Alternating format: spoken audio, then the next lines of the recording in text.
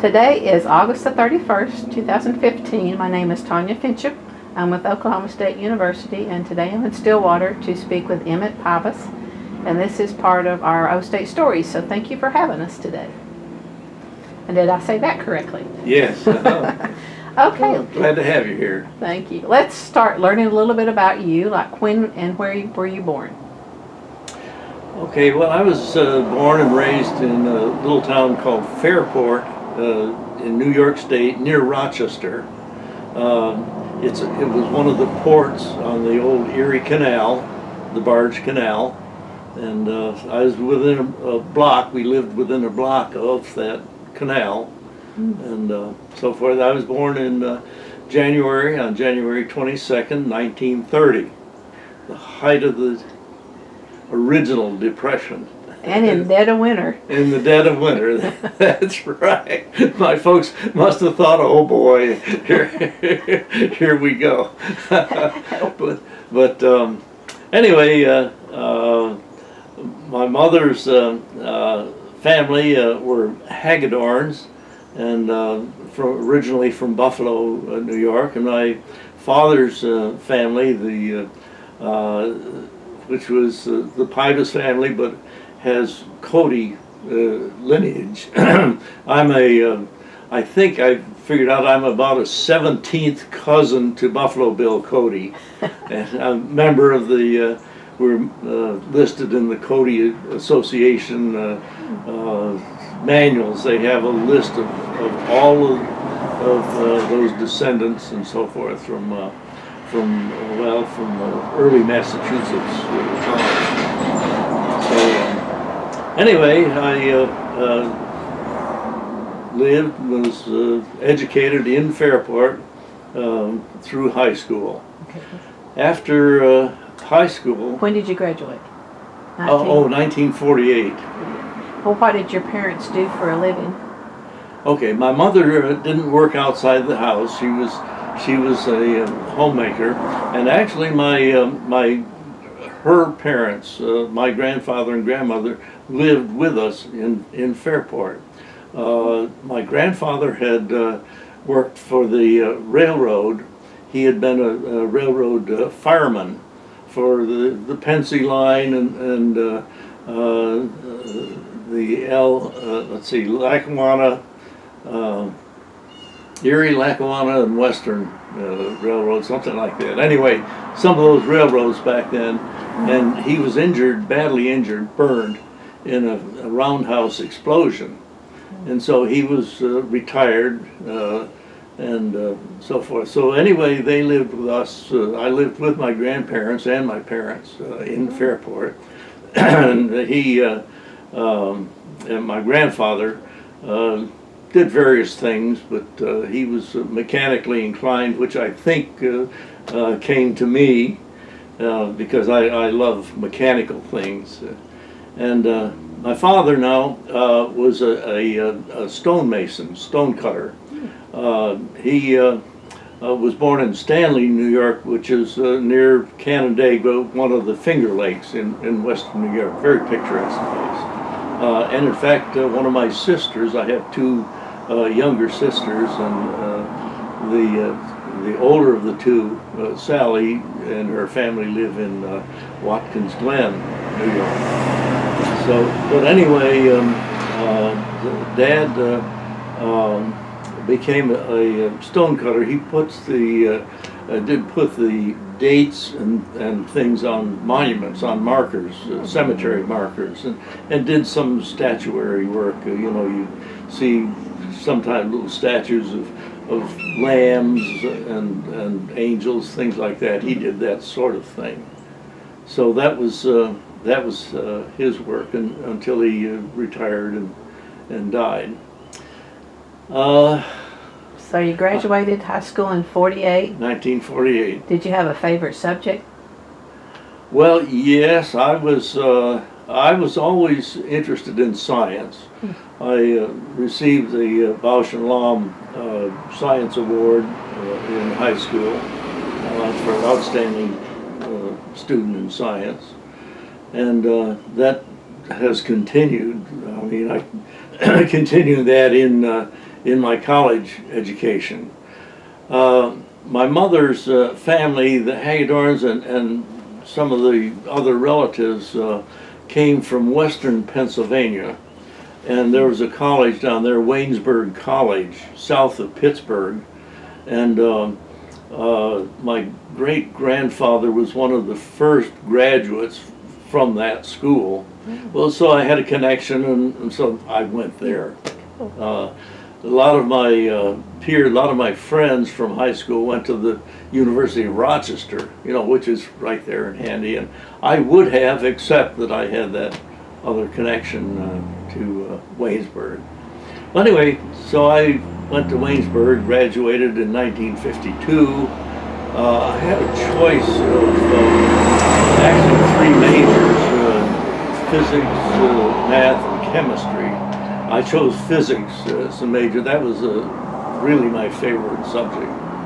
So then following that, I did a summer internship at Aberdeen Proving Ground after I graduated in '52 with several of us. I think there were about 5 of us went to Aberdeen as interns that summer.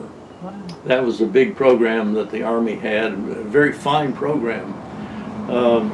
So I did a summer internship there, and during, well, as you know, in 1952 the Korean War was on, and so I had joined in high school, my senior year in high school, I had joined the Naval Reserve in Rochester, which entailed a monthly training visit, like a weekend warrior here. But anyway, I continued that at Waynesburg, but I had, because of travel, I had to travel to Pittsburgh from Waynesburg, which is about an hour and a half trip, and I had just terminated that active duty just before the Korean War started. So when that started, I was in college and had a deferment to finish college. And anyway, following the my graduation and the summer internship at Aberdeen Proving Ground, that was with the Ballistic Research Laboratories at Aberdeen. And so following that, I did enlist full-time in the Navy.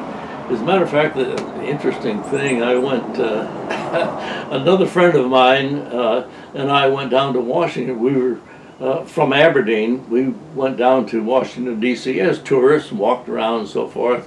And one of us, I've forgotten who, suggested, well, let's see what the recruiters have to say to us. And we walked into a couple different places, and we walked into the Navy recruiting office. Who should be there but my old math teacher from college? and well, well, that did it right there. So anyway, I was sent to Officer Candidate School in Rhode Island, so OCS in Newport, Rhode Island, and where I was anointed as a new Navy ensign and so forth. Then, following that, I was sent with a group of volunteered and sent with a group of 50 of us to the Naval Postgraduate School at Monterey, California, where they taught us for a year, taught us meteorology, which at that time was a big issue because with things going on in Korea, the air support was from the Navy aircraft carriers, which of course needed aerological officers. I mean, meteorology was a big thing there. So anyway, that's what we were destined for, but of course before we graduated, or just shortly after the Korean War wound down, came to an end, and so forth. Anyway, I was while at Monterey, I met my future wife. Okay. I met her at a great books discussion group held in the basement of the Del Monte Hotel, where the postgraduate school was. So anyway, we at the end of the year there in Monterey, Florence and I got married, and so we spent our honeymoon in Hawaii, stationed at the Naval Air Station, Barbers Point Naval Air Station in Hawaii. Pretty good deal. Yeah, yeah. Well, actually, it was fascinating because, well, we were forecasting for the whole Pacific area north of the equator, essentially. The Navy ran a air transport service similar to the Air Force MATS. It was a Navy MATS, if you will. But the Navy ran this transport service, and we were forecasting primarily for those people starting in California, Alameda, California, for example, and to Hawaii, to Midway or Wake, whichever, and then on to Yokosuka, Japan. So we were forecasting that Pacific area and down to as far south as Canton Island on the way to Australia. So we had that whole Pacific area. That was also an interesting time because we had stationed at Barbers Point the AWACS unit, which was the Airborne Early Warning System. We were forecasting for those aircraft too, which would take off from Hickam airfield and go out to Midway, then go north to Alaska, turn around, come back, and then back to Honolulu to Hawaii. So we were forecasting for some of those flights also, which was we were doing in particular, if you know anything about radar, radar signals get bent depending on the atmospheric, there are stratospheres, I mean different strata in the atmosphere, and those signals can get bent. It's called, depending on what's called the refractive index of the air. And that's very important because if that signal gets bent, then what appears on the radar scope is not a straight line to what you think you're looking at, but it may be something above or below what you think you have. Anyway, I was forecasting, one of the things I was doing was forecasting the refractive index layers of the atmosphere there for some of these radar picket planes. And well, let's see.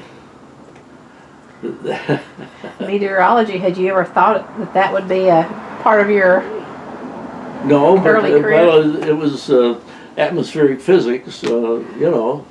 Related. It's all related. Yeah, that's right. And there's a lot of physics to the atmosphere, as I'll tell you about later here with the tornadoes, of course. That's a lot of physics too. What was your wife's maiden name? Wooldridge. Actually, it's Ruth Florence Wooldridge. And was she from California? No, she was actually from Shawnee, Oklahoma. Okay, that's she had been born in Shawnee. They'd moved down to Brownwood, Texas for a while, and then moved back. Her parents became separated, and her mother and she and some other sisters moved back to Oklahoma.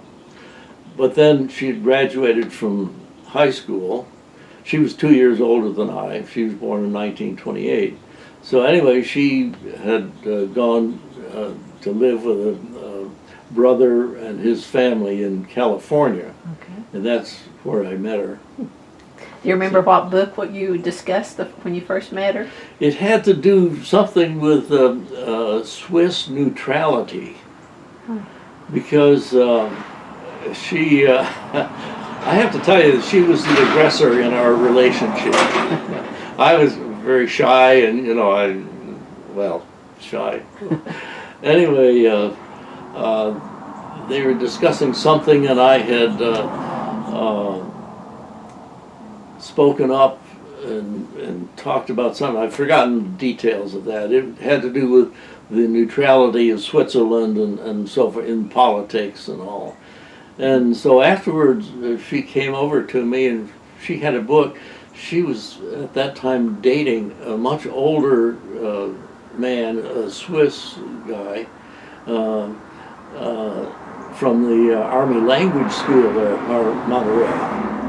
And anyway, she came over and said, "Oh, I have this information. I have this little book you might be interested in." And so she gave me this book and all, and that was it. It was all downhill from there. So eventually, it was interesting because there were 50 of us, brand new ensigns from Rhode Island, just out of OCS, here at the school, and I think there were probably about 45 of us who were not married at the time. Well, all of a sudden, these California girls, had their pick of guys, and so I think there were 3 marriages following our graduation from the postgraduate school. They turned their radar on, huh? Yeah, that's right. Oh, we made some good friendships there, and many, several of those graduates we met later. One of them was with the hurricane hunters in Miami, and they were lost. They went out into a hurricane one time and never came back. But that was a sad thing. But there was another fellow who was with the hurricane hunters in Guam, because there are typhoons, what they call typhoons in Pacific, and he was with that group. He came back through Hawaii. As a matter of fact, Hawaii is a very interesting place because people from the east, the China area and Japan, would have to come back through Honolulu on their way back to the States or on their way out to those places. So I got to see a lot of my friends there and so very acquaintances that way. Also, I didn't realize it at the time, but it was very interesting. Some airplanes came through. They were DC-4s, I think, and they had skis instead of wheels. They were headed down to the Antarctic. Little did I know that there was a message there for me, I guess. But anyway, so it was kind of we laughed, with skis in Hawaii. Oh boy, that crazy. But anyway, so I spent 2 years there. Our first child, our daughter Nani, was born. This was not a state now. This was the territory of Hawaii. So Nani was born not in the States, but in the territory. So for whatever that means. So anyway, let me see. Well, it was a very interesting time. Forecasting was very interesting. It turns out Barbara's Point was located on the southwest corner of the island of Oahu, well away, about as far away from Honolulu, the main city, as you could get. And it turns out the reason for that was, of course, the Navy was bringing in the special weapons into that area at that time.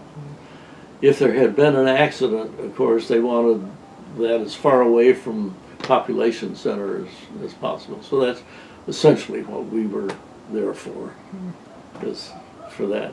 But it was very fascinating, very interesting time. Oh, let me see. Well, after we debated, Florence and I debated, well, we didn't really debate much. I had not looked on the Navy as a career, and she was very set against that career. So anyway, at the end of my 3 years of duty, I got out. I had worked at Aberdeen Proving Ground earlier, as I said, in the internship program. And so I had interviewed, set up interviews as we went across country. We were going across to my parents in New York. But on that trip across, I interviewed several different places, you know, and didn't quite know what I wanted to do yet. But so I visited Aberdeen, you know, some of the people I knew and so forth, and they said, hey, we've got a very interesting time and projects coming up. It was the international, what was it? I remember the IQSY, but there's the international geophysics. Year. What's that? Geophysics. Geophysics, yeah. Yeah, it was geophysics. an international program to coordinate many different aspects of meteorology and geophysics and so forth at the same time. And IGY, it's called the IGY, International Geophysical Year. They were looking for people, and oh yes. So anyway, I went back to Aberdeen, and I'd had experience there and so forth, so they hired me back in, same place where I'd worked as a summer intern. And that was extremely interesting. My particular area of interest was in water vapor, high altitude water vapor studies. We flew balloons with certain instruments on them. What I had there was called a dew point hygrometer. A hygrometer is any instrument that measures humidity, and this was a mechanism that cooled a surface down until water condensed, which told you, and that temperature, that is the dew point temperature. So anyway, you hook this instrument onto a balloon, fly it up into the atmosphere, and you get a profile of how much water vapor there is in different layers. Of course, very little was known then about the atmosphere. This was before any satellites were flying, so we just didn't know much about that. Well, my first so anyway, I was given this project to find out the high altitude water vapor profiles at different latitudes. That took me from Thule, Greenland, down to the Caribbean. We had 3 or 4 different places where we flew balloons and that instrument to find out what the water vapor profile looked like into the atmosphere. So anyway, that of course entailed field trips and so forth, different places. I spent some time in the Caribbean, and there was a radar ship, the American Mariner, out of San Juan, Puerto Rico, which was a tracking ship for the rockets being shot from Cape Canaveral. Tracking ship. So we spent some time there and flew balloons from that ship, you know, and so forth, and made several trips up to Thule, Greenland, and but also we during this IGY, we had some rocket doing rocket exploration at Churchill, Canada, on Hudson Bay. So I spent, I don't know, I was up there 3 or 4 times, something like that. The main purpose for my information was that there was a rocket, another fellow in our department there, who was instrumenting a rocket to measure, again, water vapor and other things, but that was not available. That didn't start working until about 20 miles up into the atmosphere.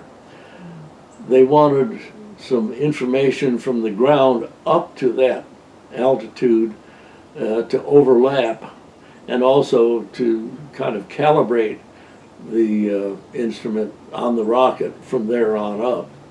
And the balloon would go up that high? Oh yeah, balloons went up that high. So that was really the main purpose of our being in that business, and purpose of my doing what I was doing. So we had that project going at Churchill, Canada, for a little more than a year. They were flying rockets up there, and we were doing that. Did you live there at that time? In Canada? Well, we'd Or go just up for just go a back? week or two at a time. Go back and forth? Yeah, not to live there. Yeah, but that was another fascinating place. Sure. Learned a lot about the culture up there and so forth. That was in what was called the Keewatin district of Canada, northeastern district, very large, probably about as large as the United States in area, but from Iceland and west to well past the Hudson Bay, so forth. Anyway, Did they speak English or was it French? Both, yeah. Well, there were 2 groups of people there: the Eskimos and the Indians. And the Canadian government had to treat each one somewhat differently. So anyway, but that was interesting. They were the Canadians were taking children out of the family, very disruptive kind of thing. But they were actually taking children from the families, bringing them to Churchill, teaching them trades. For example, the girls would learn cooking, nutrition, cooking, sewing, things like that. The guys were taught car-pentry and welding, some of the trades, so that they could go back then and earn a living. Well, anyway, that was kind of a controversial thing, but anyway, that was a fascinating time. So eventually, because of the water vapor studies we've been doing, a colleague of mine, John Brown, got a grant from the National Science Foundation that took us down to the Antarctic. So I spent several months down there, actually lived down there. We did our balloon flying things and so forth. That was a tremendously interesting place and time and so forth. Well, what was the living arrangements there? The Navy was in charge again of the they were the housekeepers. The Navy Seabees were in charge of the buildings, and they were Quonset huts and some wooden huts, specially made insulated wooden huts and so forth. We lived, there were four of us lived in this one little compartment where I was. You had a bunk, and it was a room, well, it was smaller than this living room. And there were 4 bunks and a little room for your stuff, your clothing and things. But you didn't spend any time there. I mean, that's where you went to sleep and stuff like that. And of course, and this was 1960, 61. That was the Antarctic Research Project, USAR, the U.S. Antarctic Research Project. And Well, when you weren't working, what would you do with your time there? Well, that's interesting. Of course, there was hiking. There were some artifacts from earlier explorers down there. Scott's hut in the early 1900s. Scott had run an expedition down there, and he had attempted, a party had attempted to get to the South Pole. Ross Island, this was on McMurdo Sound, Ross Island, was not at the pole. So you had a fairly distant trip to get to the actual pole. There was a contest kind of between the U.S. and the British trying to get to the pole, be the first to get to the actual pole. So anyway, our guys, Scott's people, it wasn't us. It was the British and the Norwegians, Amundsen. Well, anyway, Amundsen won by just a little bit, but he had gotten there earlier and gotten back. But Scott's party coming back ran into some really bad weather. They all died. They didn't make it back. They didn't make it back. You set up stations or places where you stored food and fuel and things like that. Both going out, you stored things there, then coming back, you picked them up, and made use of the get more food and so forth. Well, anyway, the weather closed in and they just didn't make it back. There was a party that stayed at the station at Scott base, and they did report everything, and they went out and finally found the bodies and so forth. But anyway, there was that kind of thing. There's Scott's hut there. You could trek down. It was took about maybe an hour or so from where we were down. It was very close. I mean, it was just not a distant thing. And there was some recreation. We did some tobogganing and things like that. It wasn't all work. And then any interesting roommates? Well, yeah. There was a fellow from Stanford, Curly Volschlag. He was a biologist, and we would go out with him. He had drilled some holes in the ice and was fishing. He wanted to bring up fish. He had a very large laboratory there. Would bring back fish to study. I mean, he had live fish in the aquarium and so forth. So he would bring up fish to study? Yes, So we'd go out with him at night, and, well, I say at night. There was no night. Of course, there was no, this was all, we got there in November and stayed until late February. And, of course, this was it was light all the time. There were 4 meals that the Navy served, and the only way you really knew what time it was what would be breakfast in the morning. was a little bit different. The other meals are all alike. The other 3 meals are pretty much alike. So, but anyway, and I developed a pattern of dividing excuse me, dividing up the day in halves. I would get up in the morning, for example, let's say 8 o'clock, and go to work until noon. I would then take a nap in the afternoon and maybe get an hour or so of work around 6 o'clock, 7 o'clock, something like that, and then work until midnight.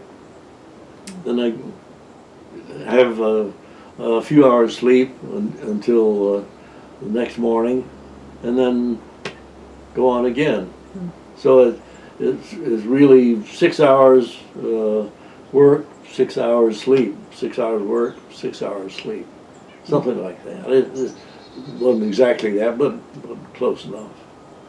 So, but you had to tell, well, let's see, the sun was over here, so it must be morning. Well, the sun was over there, over that hill, so it must be evening. You know, that's kind of the way you told time there. Well, how was your hut heated? There were oil heaters. Everything ran on oil. To get fresh water, they had to melt snow.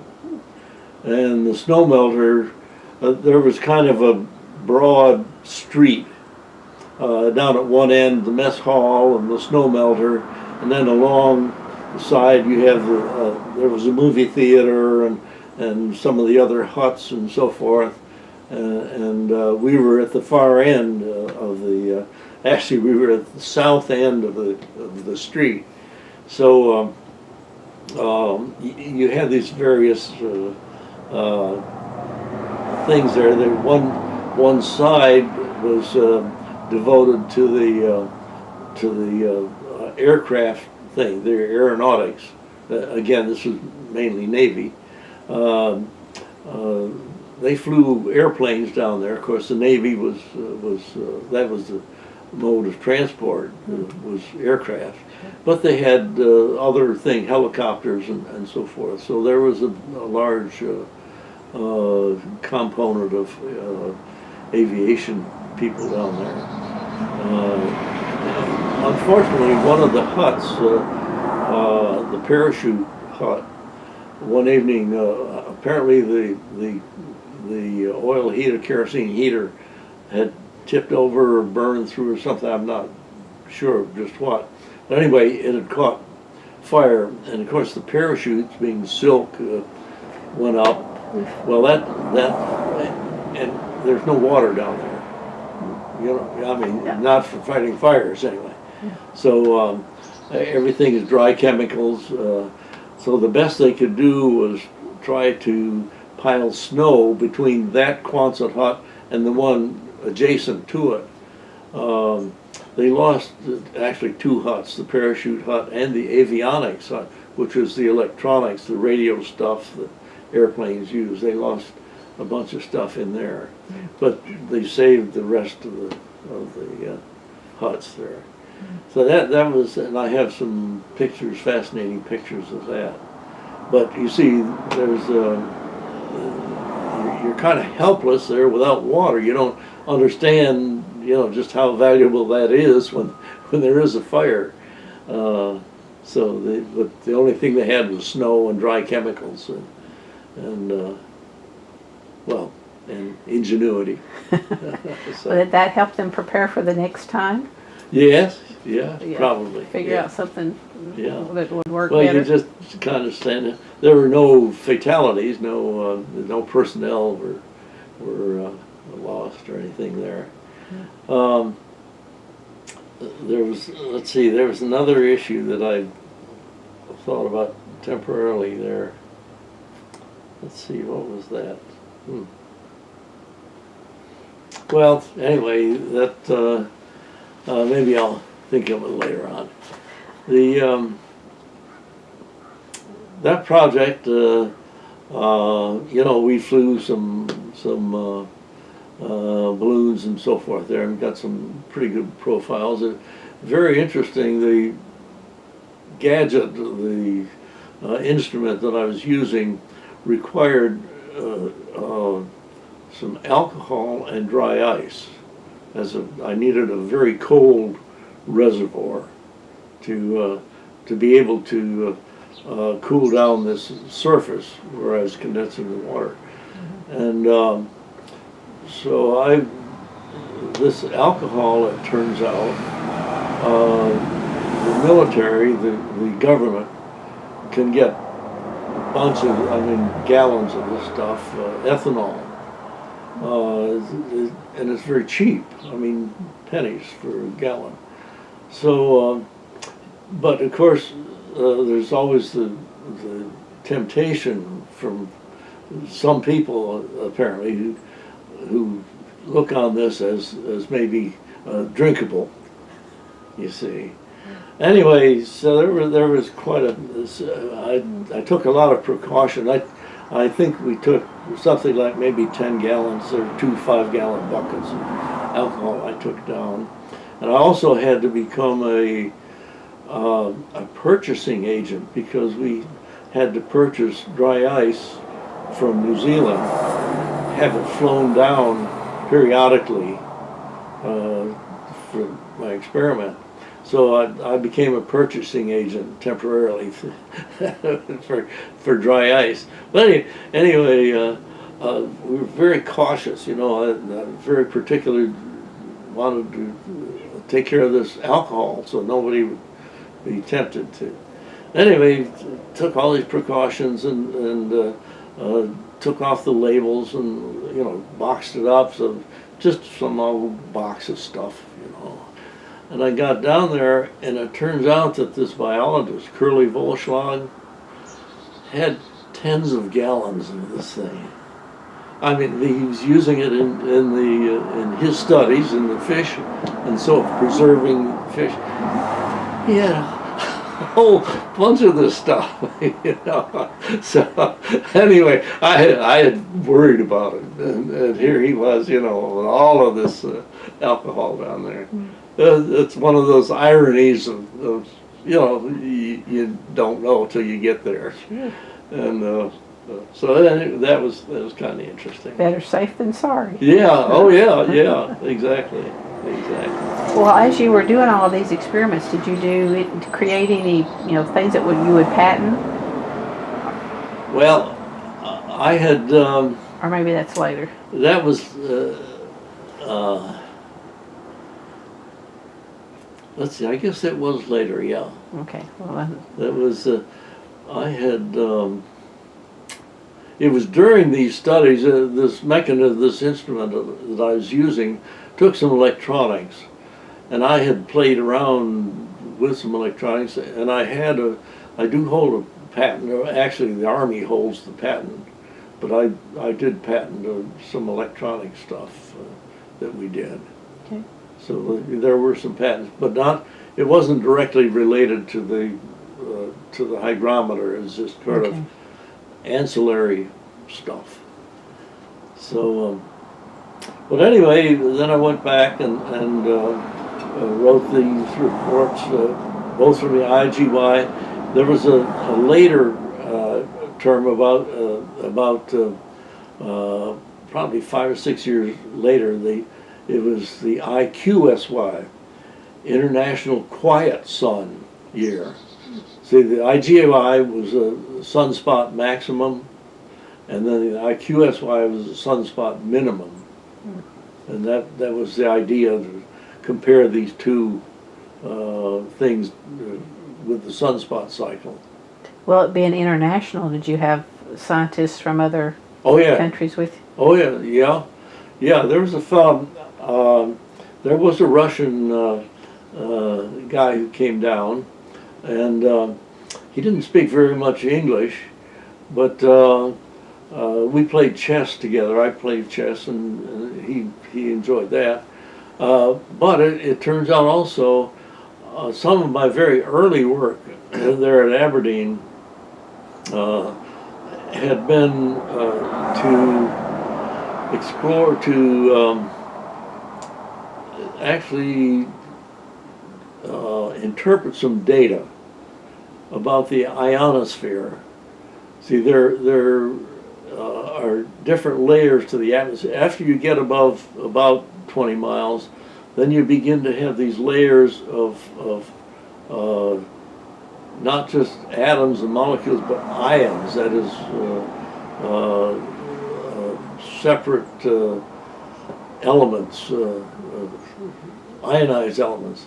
Anyway, these layers are what our radio broadcast, for example, AM broadcast radio bounces off these layers, and so you can hear these broadcasts way far away on the other side of the globe. For example, long-range radio communications depend on some of these layers. They labeled the sporadic E, which are like clouds, and then there's a definite E layer, and then F1 layer, F2 layer, and so forth. I mean, there are different layers of these ions, and it's these layers, these ions, that are, some of these layers are being destroyed by our chemicals from the ground, and so these freons and so forth are destroying, letting the ultraviolet come through more than it should. That's what they're talking about, are these ionized layers being destroyed. So anyway, I was doing some interpretation. We had rocket data. We were firing, the Army and others were firing rockets up through these layers and trying to discover what was going on.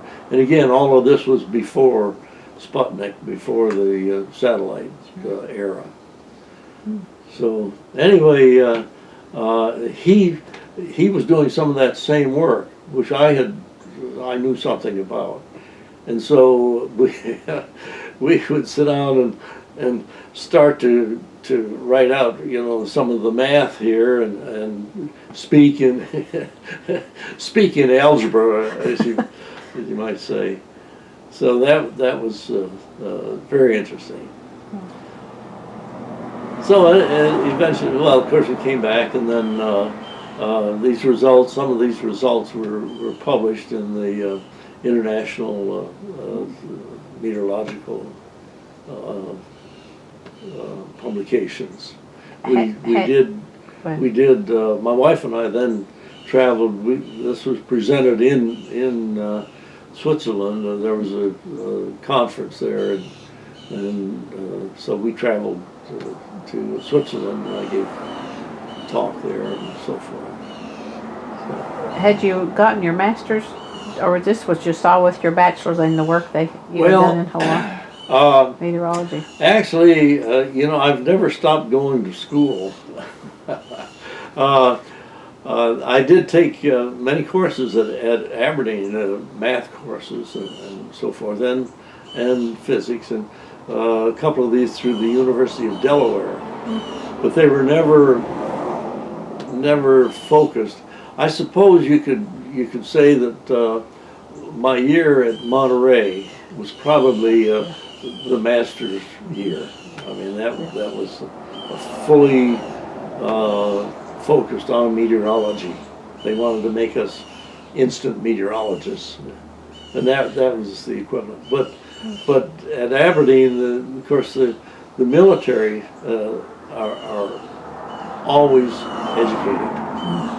There's always something more that you need to do for advancement and so forth, and that applied also to the science community. We had people there at Aberdeen, at the research labs, enlisted research labs, who would teach particular types of mathematics and so forth, and also took a course in writing, how to present the data that you have, and well, things like that. and we were always going to school somehow or another. Sounds like it. Yeah, yeah. Well, and of course we were educating each other there also. I mean, there was another fellow at Aberdeen. He and I got into frequent discussions about what would extraterrestrial life be like. I favored alcohol as instead of water-based, which we are. Life here on Earth is water-based, almost. Anyway, he favored ammonia as a basis. I favored alcohol, which is very similar to water. But anyway, we discussed things like that. Sure. You know, so that was interesting. Coming back from the Antarctic, of course, there were other projects. I got interested in fuel cells. Ecology, of course, was big we knew already that the carbon dioxide in the atmosphere here was increasing, which was the early warning about climate change. I mean, way back then. And so I got interested in fuel cells. You know, the problem with electricity, with wind energy and solar energy is that they generate electricity, but you got to use it right then. There's really not a lot of ways to store that energy. You can put it into a battery, maybe, which is battery technology is really advanced since I'm talking about the old days. Fuel cells were a promising thing there, and as a matter of fact, fuel cells are used on the most of our satellite stuff now. You know, the International Space Station and so forth use fuel cell technology because you can store while you're in the light. You need to store that energy for when you go into the dark side, you know. So that's fuel cells and batteries do that.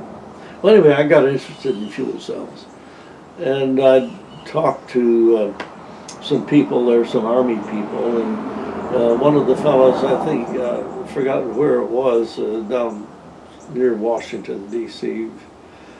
Anyway, he said, hey, there's a guy I know out in Oklahoma who's doing some work on fuel cells. You might give him a call. So, okay, I did. Turns out it was Bill Hughes, who was head then of the EE, Electrical Engineering Department here at OSU. And he and I talked about fuel cells and so forth. He had done a lot of work, and he and another professor, Jack Allison, had done a lot of work, research on that and so forth, basic research. And he also got into windmills later on.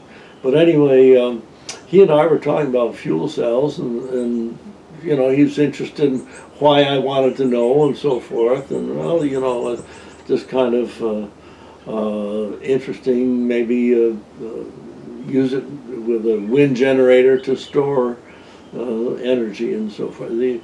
And he discovered that I had a background in meteorology, and he says, hey, we've got a project here. We've got some Army money. I was in the Army. I was doing work for the Army at then, Aberdeen.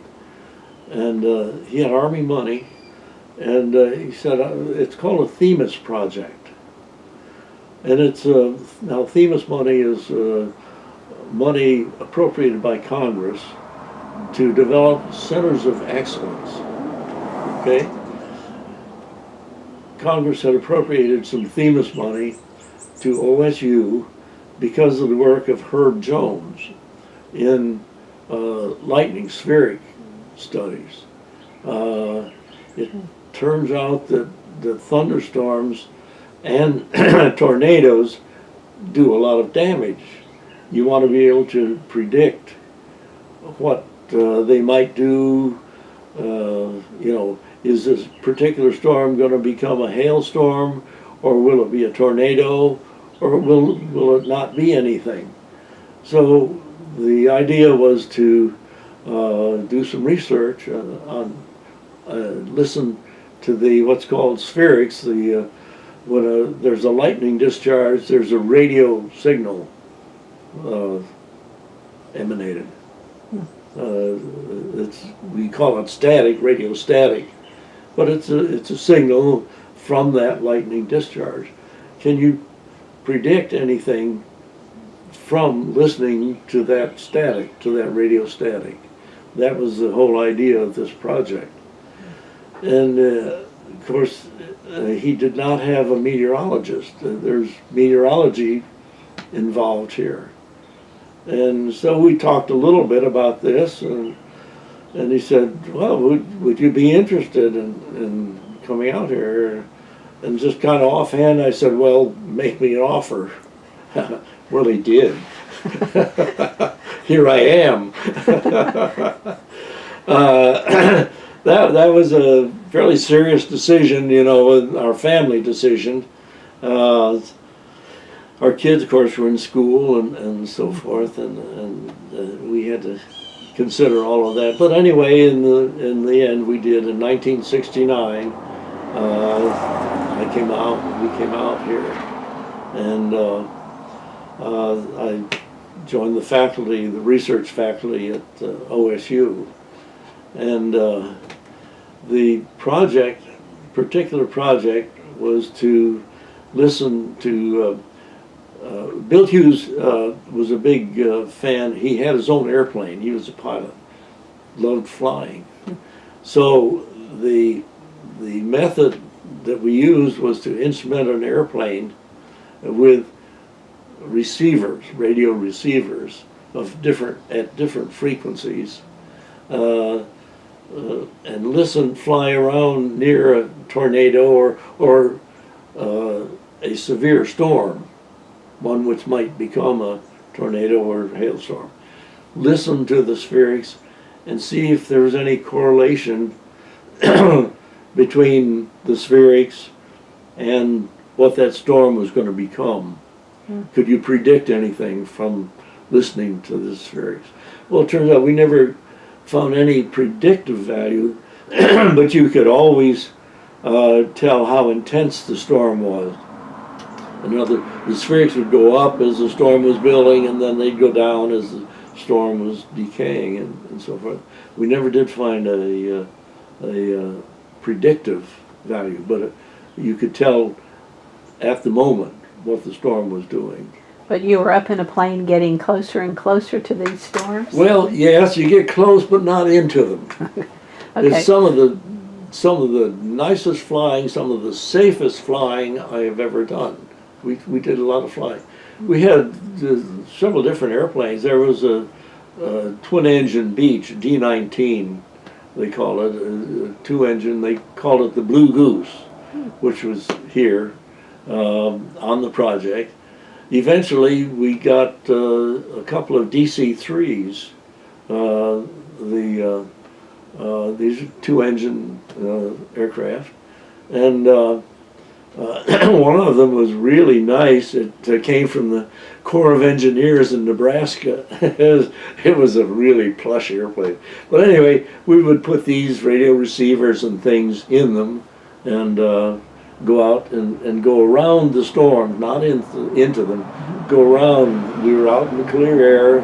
You could see them. It was beautiful. I mean, really beautiful flying. And not rough at all. In fact, that I consider that flying was safer than any of the commercial flights, because commercial airlines, you know, have a time they've got a schedule to meet. You know, we've got to be at that place at that time. Doesn't matter what the weather is. You know, that's our schedule, and that puts a pressure on them. We had no pressure whatsoever. We could go up and fly around. We could back away, you know, as the storm got bigger, we would back off, still be in clear air, you know. We didn't have to go any place, just listen. So they're an interesting project. We could listen to the sferics, but also when a lightning strike occurs, there's a magnetic field radiated, as well as the electrostatic field. And so I went to the Army in oh, there's a place in New Jersey, I can't think of it. Anyway, senior moment here. But anyway, the Army had been flying what they call a magnetometer, which was used for submarine detection. The airplane would fly over the ocean and have a long wire connected to this instrument. It looked like actually a kind of a bomb shape, towed behind, close to the surface of the water, looking for a magnetic anomaly, which would be a submarine, an enemy submarine, or any kind of metal down there, but mainly for enemy submarines. It's a magnetometer. So we got the idea, well, you know, maybe we should fly one of these magnetometers around a storm. We were working with White Sands Proving Ground, which was actually one of the monitors for our project, people at White Sands. And we were working with them, and so anyway, I went to Lakehurst, New Jersey, and borrowed a magnetometer from them. And let's see, this, I said Army, but I think maybe this, I think they might have been Navy people. Anyway, we got the magnetometer, and so we took it out and out to White Sands, and we're flying around. We flew around some storms out there. Well, on one of the trips, the motor, we strung the thing out. It was about I don't know, half a mile behind us.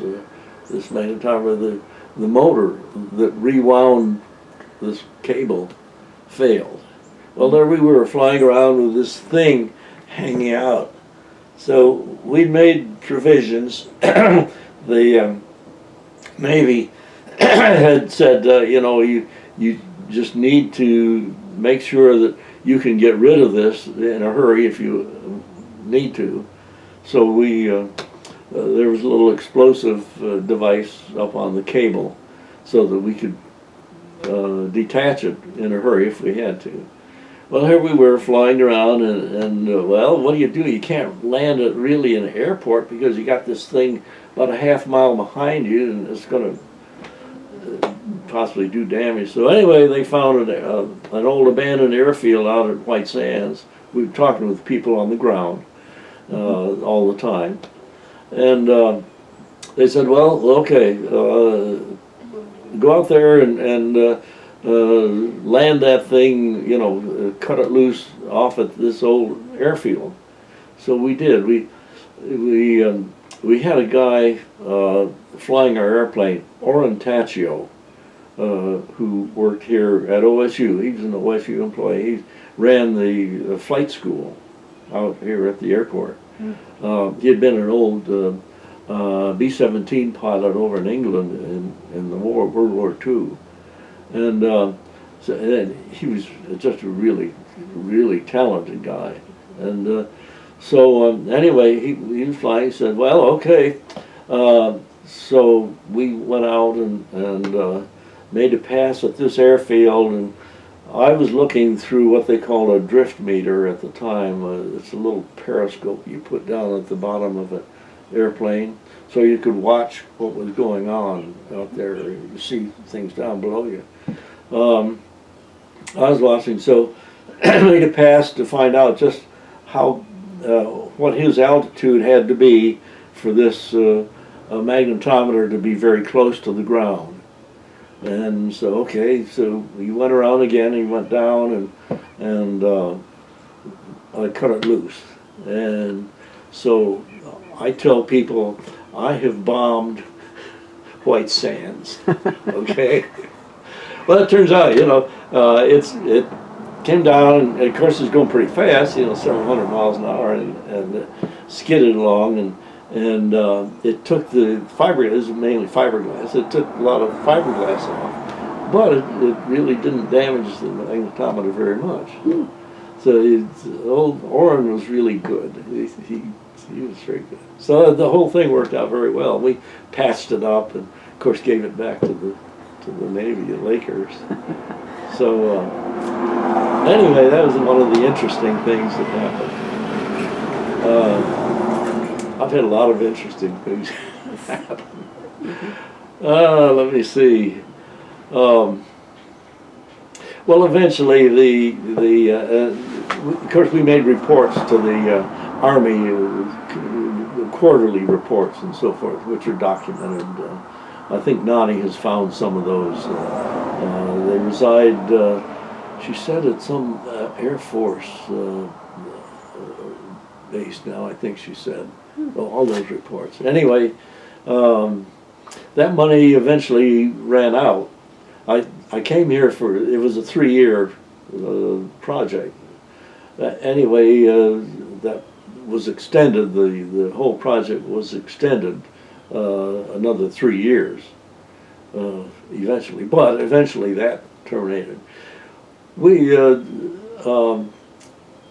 did not, in that project we had an instrumented airplane here, and so the Army was using that for different things. We spent some time up at Arcata, northern Oregon, which was one of the foggiest. The FAA uses that for their fog studies. Vietnam, of course, was interesting because the helicopters needed to get in and out sometimes, and the fog was a problem with this.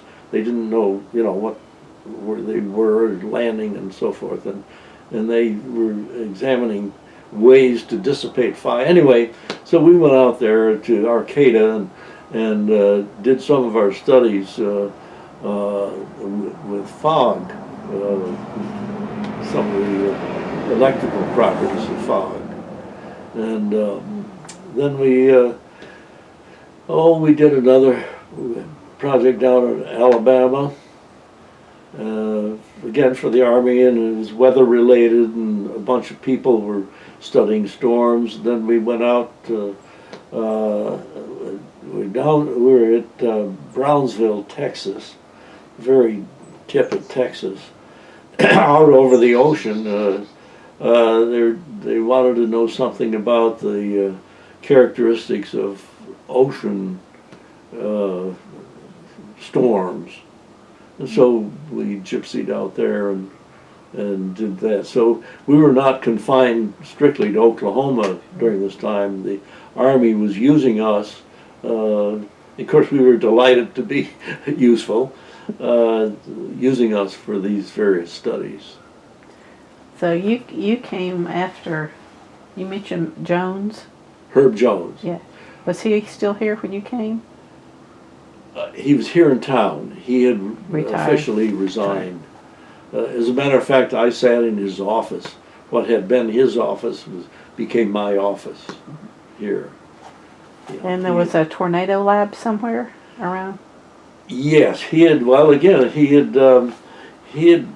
been one of the pioneers here in Oklahoma, one of the pioneers to study tornadoes and the sferics, the electric phenomena of tornadoes. That's why the Themis project was brought here, Okay. because of his groundbreaking work. Okay. He and the people at Tinker Air Force Base. Now, Tinker, the Tinker people, Fallbush and Miller, were the two outstanding meteorologists there. They developed a meteorological model for forecasting tornado development.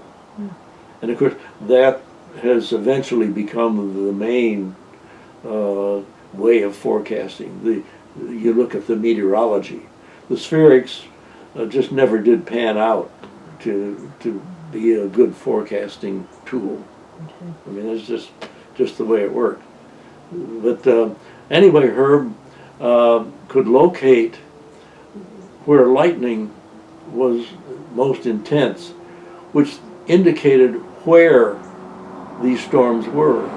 Now this was the early day of radar too, and so that together with radar information could begin to tell where these storms were, and the lightning, the spheric intensity, could tell how intense the storm was. Okay, so these two things, the radar and the spheric detection, were the main tools at this time. This was back in the 50s, 1950s, late 50s, I believe. So, well, no, let's see. It had to be. No, they were talking about this when I was in school at Monterey, so it had to be about 1954. So And Oklahoma was in the discussion? Oh yeah, no. Or Monterey. OSU? Oh yeah, no. In meteorology, that was a big deal because being able to forecast a severe storm like that, a damaging storm, was certainly a high priority. You know. When Oklahoma State had this instead of OU? Yes. Yeah.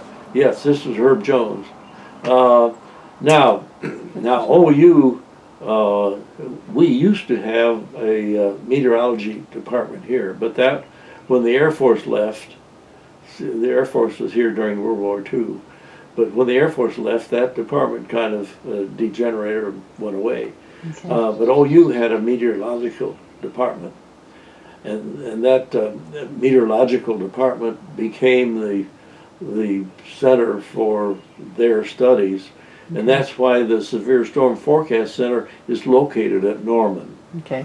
Because they were doing this meteorologically, which I say is now the main way of forecasting these storms. You can forecast a certain airflow at higher levels, and the humidity and the temperature inversions, which are important. So that. So, meteorology is important. So Dr. Jones was leaving about the time you came. He had, because of his work and his association with the Air Force, with the military there at Tinker, he had been able to get some money to build, there might still be the remains of this out here at airport at Stillwater, at the end of of a runway out there. It would be about I don't know what was the runway, 120 or 14, something like that. Anyway, this was an underground bunker, this concrete bunker, and the top of it was just about ground level, and inside he had the all of the electronic equipment to monitor these storms. This is one of the places where he had a spheric detector set up. Now there are some pictures, photographs of this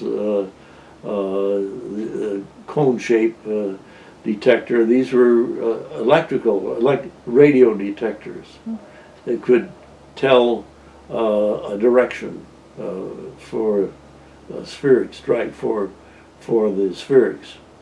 And you get 2 or 3 of these together, and then you could pinpoint a particular spot. With one, you could tell a direction, but now you needed a second one to pinpoint a distance. So, 2 or 3 or more would be better. So anyway, he had had this set up. He had some military equipment, radio receivers and so forth. He also had a periscope, a submarine periscope, mounted in the roof of this lab. So you could be down there in the lab, look through the periscope, and see what was going on at the same time that you're protected. You're in the bunker. Okay? The whole idea was that, if a tornado came by, then you could see it and monitor it and so forth. Well, of course, tornadoes don't generally come by here, but anyways, it was a neat idea. So, but anyway, he had these other radio detectors. So at a long distance now, you don't just have to see the thing to know where it is. You could detect it with radio receivers. You could pinpoint where the intense part of the storm was. That was the big part of his work. That's why the Themis project was brought here, because of that spheric detection capability. Well, did y'all chase storms? Like current day, you see storm trackers or storm chasers. Did you all do that? We did with our airplanes. With your airplane? Yeah. Safe? No, I was the associate director. Bill Hughes was the director of the project, of course, and I was associate director. And so I'd call down to Norman, and I visited there. I knew got acquainted with some of the people, and would get their idea of where the storms were going to be and how severe and so forth. Mm-hmm. That was my job, one of my jobs. That and instrumenting their airplanes. So we'd call down, and if it looked like it was going to be a stormy day, then we'd get ready and go up. It was one of those things you just kind of had to be ready. This was before we had all of these meteorological forecasts and Doppler radar forecasts and all of that. This was not available. You had to kind of look at the meteorology and make an educated guess. And they were good. The severe storm people are good. They're very good. And but anyway, so we coordinated with them, and we would go up, and sometimes there'd be a storm there, and sometimes it'd just peter out and be nothing. But well, anyway. So you learn from those too. I you guess. Learn. That's right. That's right. Well, you mentioned Doppler. That was, I think Gary England had something to do with. No, well, no, he was. What do you? You see very little of Doppler, true Doppler radar. You see radar images. Okay. But the Doppler radar has more to do when they show you these red and green areas of the actual movement of the airflow around here. That's where the Doppler is being used. Doppler radar is just it's turned into a generic term, and it's not at all what you see generally on the TV screen. Once in a while they'll show something which does show the Doppler effect. But no, that was developed. That was one of the research things being done down at Norman, and it's quite valuable. Mm-hmm. They may not show you on TV, but it is useful, and they can. Now that developed about this time, about the 1970 something like it was being developed, and but it depended on a mathematical. To interpret the data, it's called a Fourier transform, which is a technical term. To get this information in real time, you had to run it through this formula, a fast Fourier formula, to understand what it was saying. In radar, the raw data is a shift in frequency. We had to translate that into an airflow, a velocity of airflow. There had to be this algorithm developed. It was called fast Fourier transform. It was kind of a slick way of doing this calculation very fast, so that now you could have the data almost immediately, or within a very short time anyway. And with the development of that, mathematical algorithm, then Doppler radar became very, very useful. Instead of having to go back, later in the laboratory and translate all of this, you could do it almost in real time. And so that particular mathematics was needed and became available. So. A lot of brain power. Yeah, that's right. That's applied math. And a lot of that was before computer. Oh yeah. No, that's right. And computers, of course, were growing in power at the same time, so that now they became also faster and faster. So the two things merged, and so now Doppler radar is pretty much real time, instead of you going back afterwards and looking. So yeah. So after that particular project was finished, what did you end up doing? Well, okay, when the money began to run out, at the very end,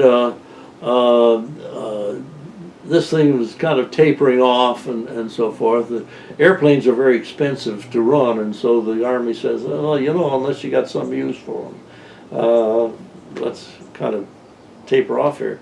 So I did some work for Extension, OSU Extension. It turns out this really had nothing to do with the Themis project, but except I don't know if you remember this old movie, Being There. And who was it? Peter Sellers. I think it was a Peter Sellers movie. That sounds familiar. Well, it just happened I was a meteorologist, and I was here, and we had a drought. Well, the city people and Chubbalati in particular and Bill Thomas were very much involved with city affairs. Here's a drought. People expect you to do something, do anything. So anyway, they got together with OSU, and it was decided that OSU should fund a cloud seeding project, rainmaker business. Okay. Well, okay, that's one thing. How do you know you're paying this guy? We paid a fellow from Palm Springs, California, to go out and put some silver iodide flares down at different places, and he said he could increase the rainfall during this drought. Okay, so you hire this guy. Now, how do you know that you're getting your money's worth? How do you know it's working? You're going to take his word for it? Well, no. Well, what do? Well, you look for a meteorologist. Oh boy. So anyway, there I was. I was here. Okay, Pybus, go take a look at this. See what you can find out. Is this guy really doing what he says? Well, in the first place, cloud seeding out here in the plains is just not very efficient. I mean, the variation in rainfall patterns is so great from year to year and day to day even. How do you tell that you're making any difference? Maybe a little more rain falls today than it did 2 days ago. Was he responsible, or is that normal? Well, you just don't know. It takes a long, long time, and maybe never. Anyway, but you have to do something. Popular pressure, citizen pressure here. Do something. Okay, we're doing something. Yes. Is very controversial. from the very beginning. People down in Norman, there was a fellow down there who was actually doing cloud seeding from the air. He had an airplane. He traveled to different places, Africa and Asia, different places, you know, and had done cloud seeding. And he said, well, you just don't have the conditions here to do that. You need hills, mountains, and things like that which assist in this cloud seeding. And in some cases it does work. Pacific Gas and Electric, the California company, routinely cloud seed for their water reservoirs up in the hills, you know, so that they have this water now for, I don't know, for whatever they use it for hydroelectric generation or whatever. And they, over the years, have found that it does increase the rainfall maybe 3, 4, 5, something like 5%. Not much, just a little bit. But it's enough that it pays for itself in those situations. Out here in the flat plains, zip. And people were saying this, well, okay, I hear you, but I also have to listen to the population, you know, the people. So anyway, the political people here were pushing this.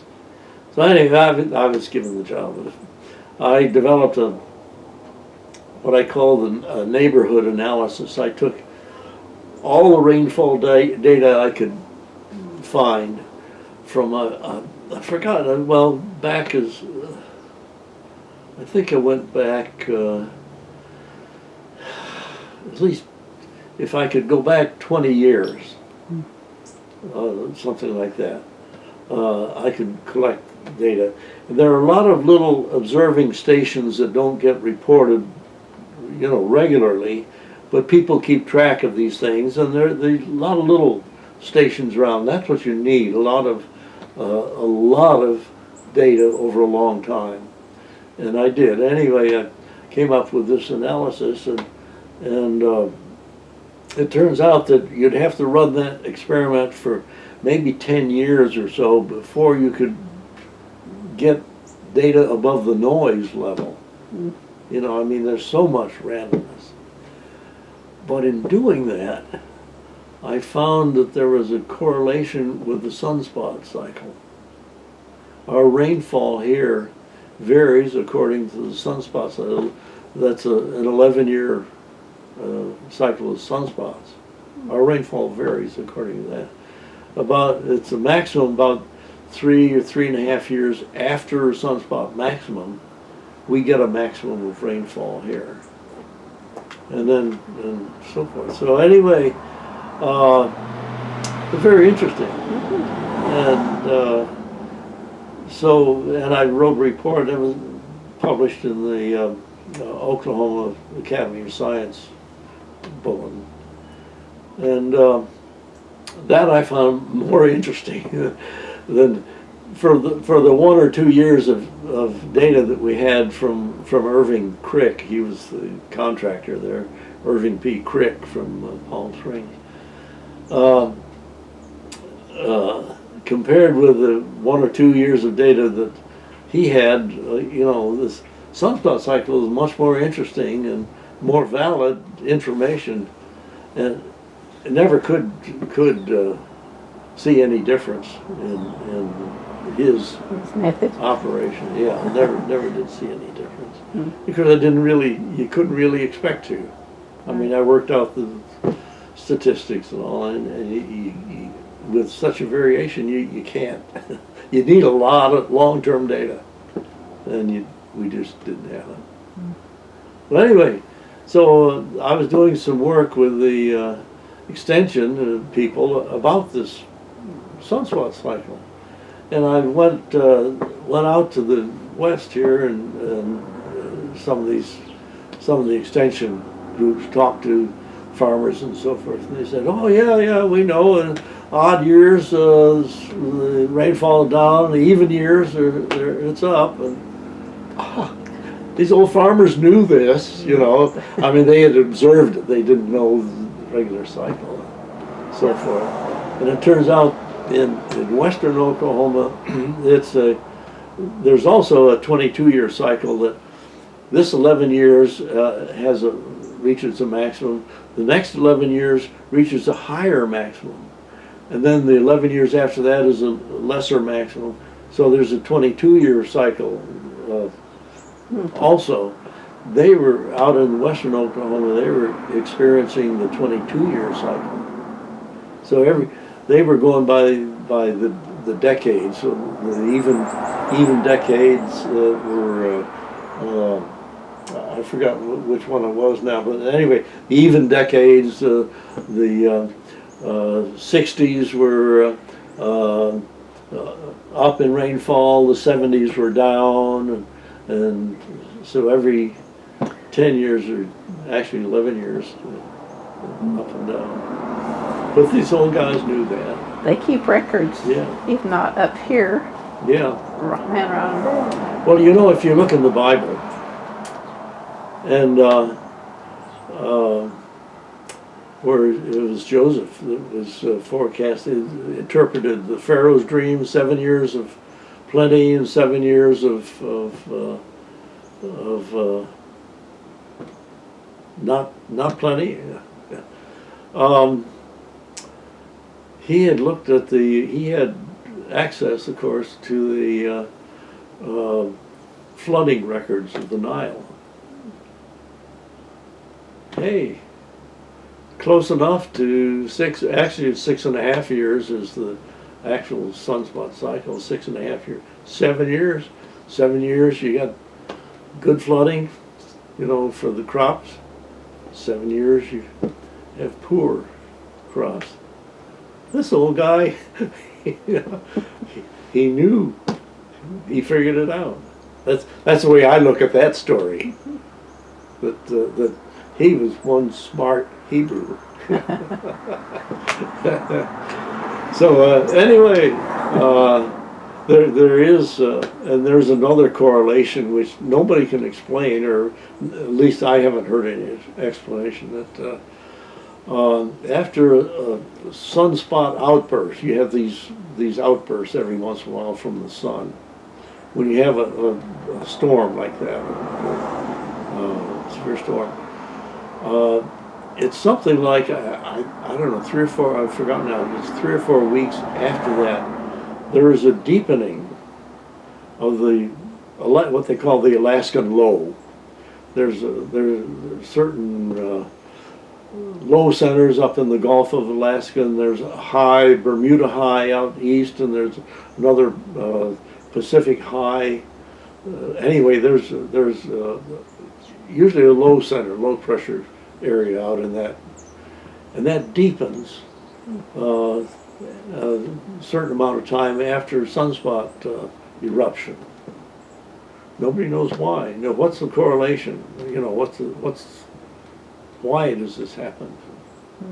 But there it is. Okay. So there, you know, we're tied to the sun quite a bit. And I find that part fascinating. That I would like to know more about. Not too late to learn more. Not too late, that's right. Well, do you follow much of the mesonet?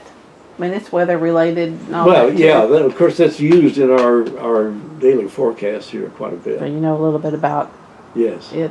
yes. I don't, particulars I don't know much about it, but I know that there is that mesonet.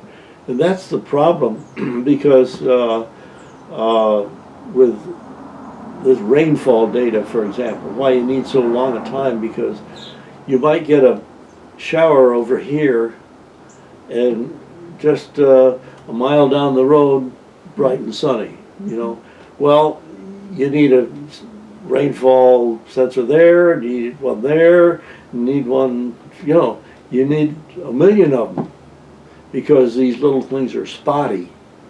And so you need a long time, you know, trend. Do you keep one here? No, well, I've got a little rain gauge out here, but yeah, no, I don't do anything official.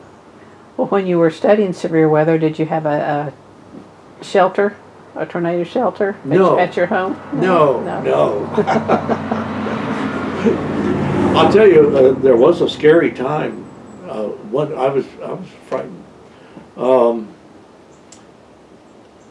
This was back, well, in the I guess 70s, maybe late 70s. Anyway, there had been a cold front that had stalled out right along the Oklahoma-Kansas border. I'd been up there, 2, 3, 4 days, just hanging around there. Nobody thought much about it.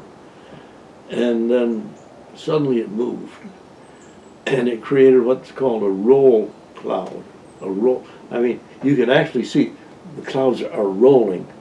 It's not something going up in the air like that. It's actually rolling. And I saw it coming down. I knew what it was, and it was coming down. I guess it traveled about 40, 50 miles an hour or something like that.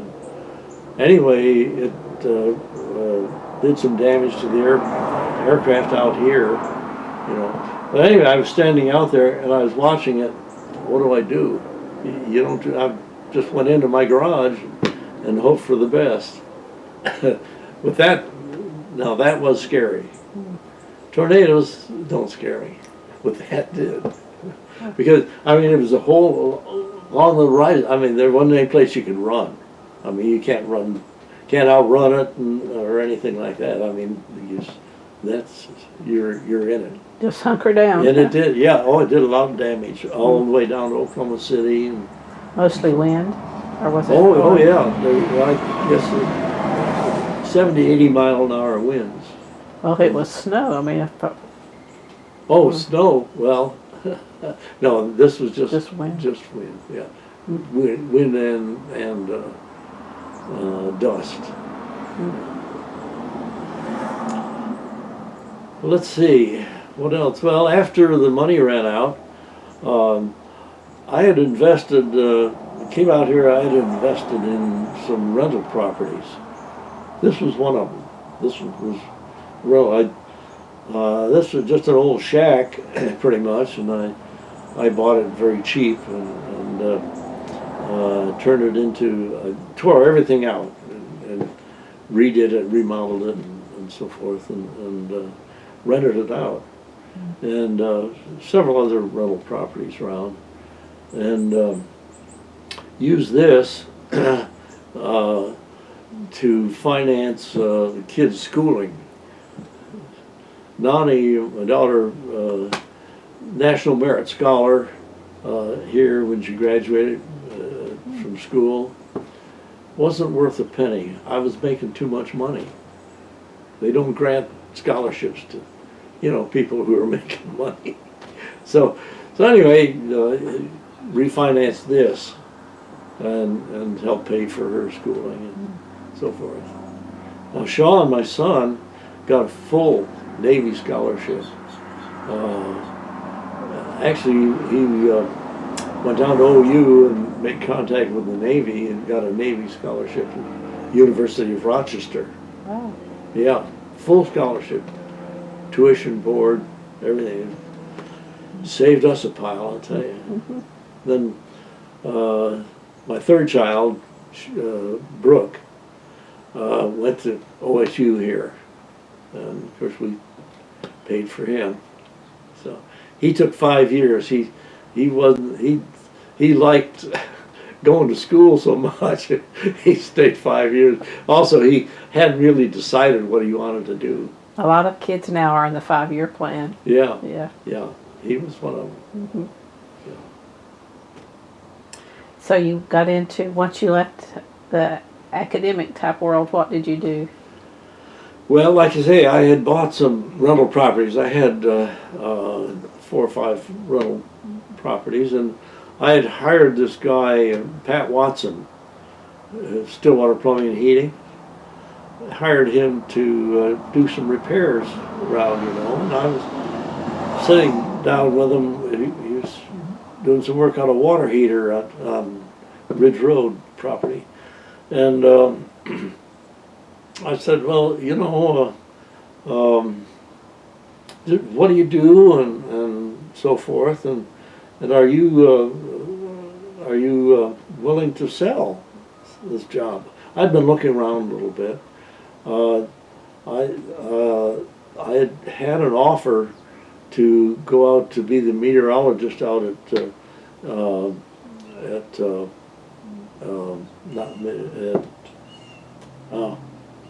not Wake Island, but there's another one south of there.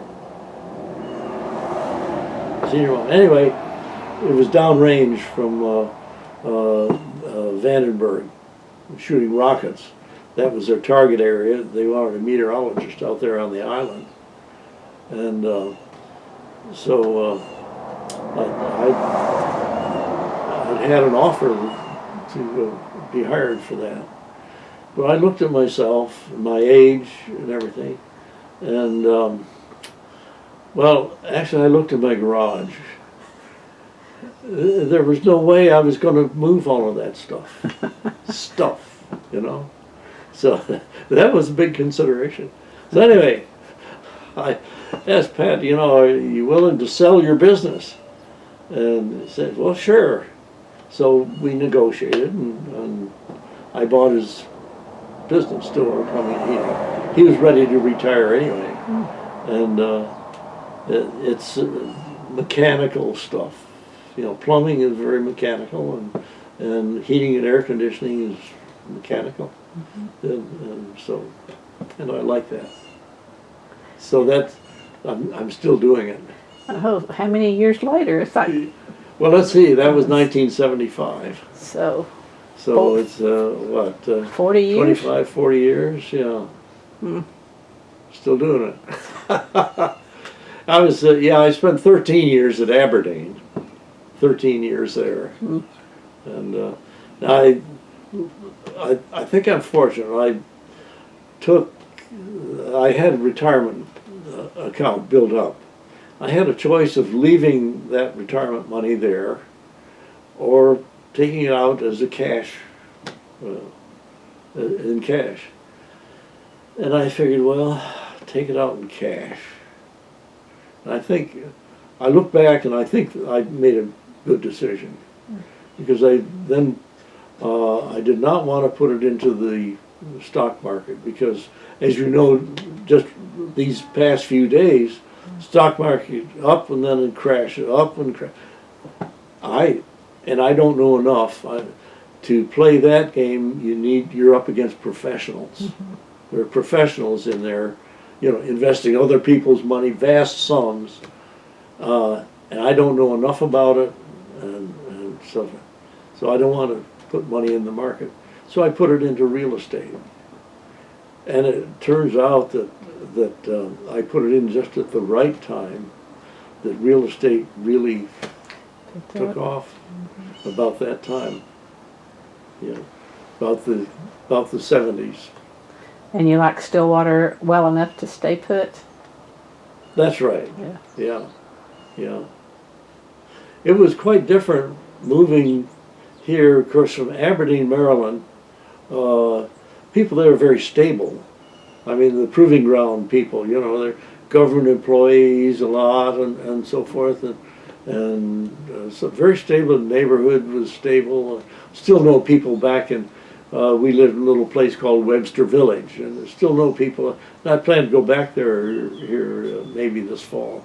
But anyway, to visit. But came out here, you know, to Stillwater. 4 years, people are gone.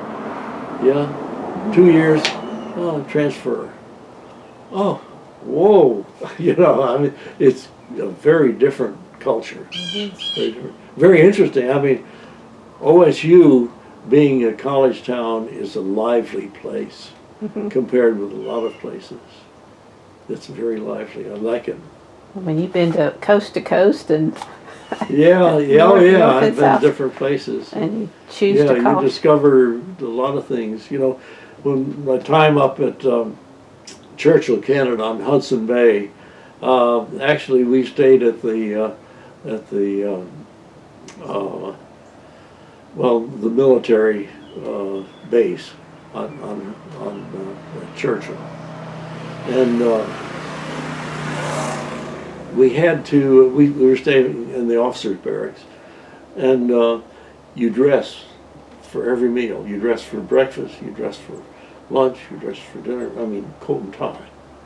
So here we were in grubby work uniforms. Rush back, change. Eat your meal.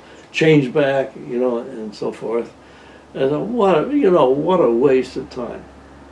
But if I were stationed there, that is something that takes up time, that fills a soldier's day. They're required to do these things, and psychologically that's absolutely necessary.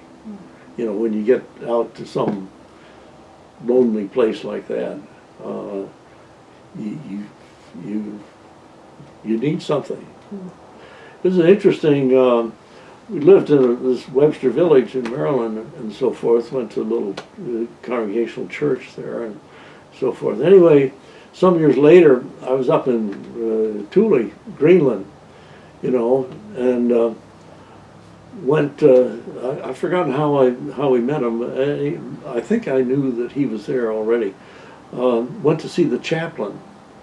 He had been the minister in Webster Village when I was at Aberdeen earlier as an intern, very early. He was he'd gone back into the Air Force, and he was the chaplain up there at Thule. And he said the primary problem he had was in the winter, no sunlight, a terrible psychological problem with the troops. There were two places: their work area and their bunk. If they weren't working, they'd go home and go to sleep. They had bowling alleys up there at Thule, all these facilities, nice facilities, and so forth, indoor tennis courts, all of this stuff. In the wintertime, couldn't hardly get the guys out there. There's just tremendous psychological problem.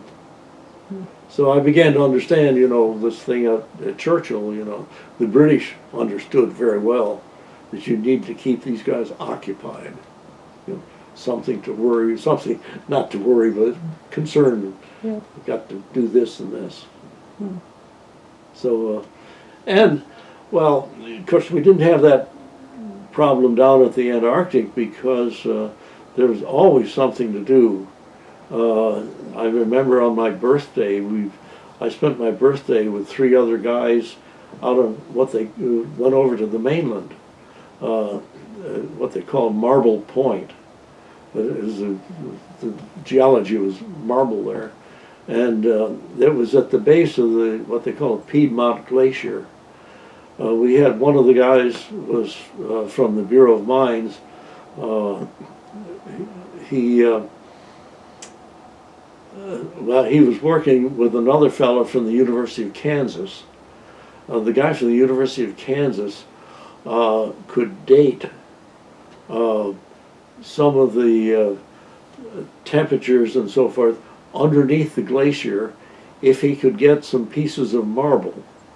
What happened is that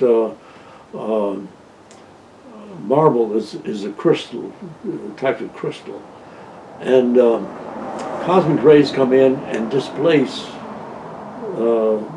electrons from this crystal. Now, if it's cold enough, then those electrons don't go back into place. They're just, marble becomes essentially ionized. Well, if you take a piece of this marble and put it, for example, in the palm of your hand, it'll sparkle, which is the radiation given off as these electrons fall back into place, into a lower orbit in their in the atom. They radiate. And it sparkles. Well, he had developed a way of determining what the maximum temperature was and so forth. So anyway, my associate and I, John Brown and I, just to be doing something, went out with these guys, these other two guys, to Marble Point. Stayed out there. Well, we went out for a couple days. Actually, we stayed longer because the weather got bad and the helicopter couldn't come get us. So anyway, we stayed there for a little while. But what was happening was we would go up on the side of this glacier. Now, and a glacier is kind of rounded at the bottom, and as it goes down, it pushes stuff up from the bottom, and you have these layers of in this case, marble coming out from the side. So we go up the side of the glacier, dig down a little bit. This guy from the Bureau of Mines had shape charges, explosives. Put one of those down in the hole and blast a hole down in so that the other fellow from Kansas could get down to some of these layers that come out, particular layers of the stuff that's being pushed out, and collect this marble and so forth. So anyway, we went out that was a fascinating time. So. A lot of good experiences. Oh yeah, oh yeah. Been lots of places. Where do you call home? Where do you consider home? Where I am, of course, is home. Of course, ultimately, I suppose I consider Fairport. That was home until I was 18, until I went off to school. So I still have attachment. As a matter of fact, I still keep contact with my classmates there. Okay. Yeah. So. That's pretty good. Yeah. Oh yeah. We were very close. I read an article. As a matter of fact, it's in. I think it's in this magazine. It examines children from families who move every 2 or 3 years, and it says that those people have higher rates of despondency and alcoholism, than those who are stable, have a long period of childhood where they make attachments, friendly attachments, and so forth. And so there is some psychological advantage there to long term. But anyway, these people, this group I grew up with in Fairport, are some of the closest friends that I have. Have they been to Stillwater, any of them? Yes, yes. And I've been to their places. Had a fellow just recently died, Mel Yost, who died. He was down in Florida. But he and I had traveled out west to another guy who had been in the Marine Corps. He lives out in Cottonwood, Arizona. And so we met out there and had a little reunion and so forth. And we keep track. So when you actually retire, what are you planning to do? Retirement is the pits. I don't plan to retire. Okay, fair enough. I just, outside the house here, maybe you saw that Quonset type building. Mm-hmm. That's my workshop.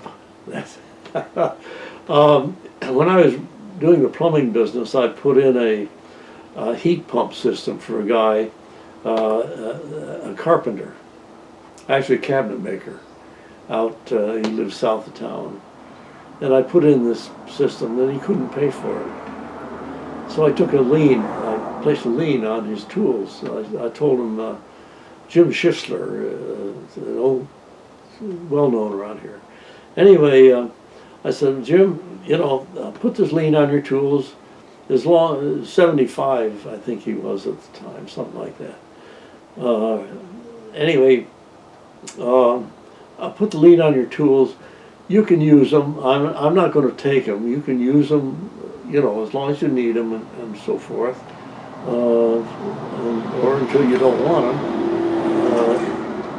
He'd had a heart attack and so forth, and high blood pressure, and you know, so other things. He's 75, and I figured, you know, 5 more years. Anyway, 15 years later, he's still alive, still working. So anyway, he'd had a shop down south end of town, and somebody just given him some space. Well, anyway, they sold the building, and he had to move.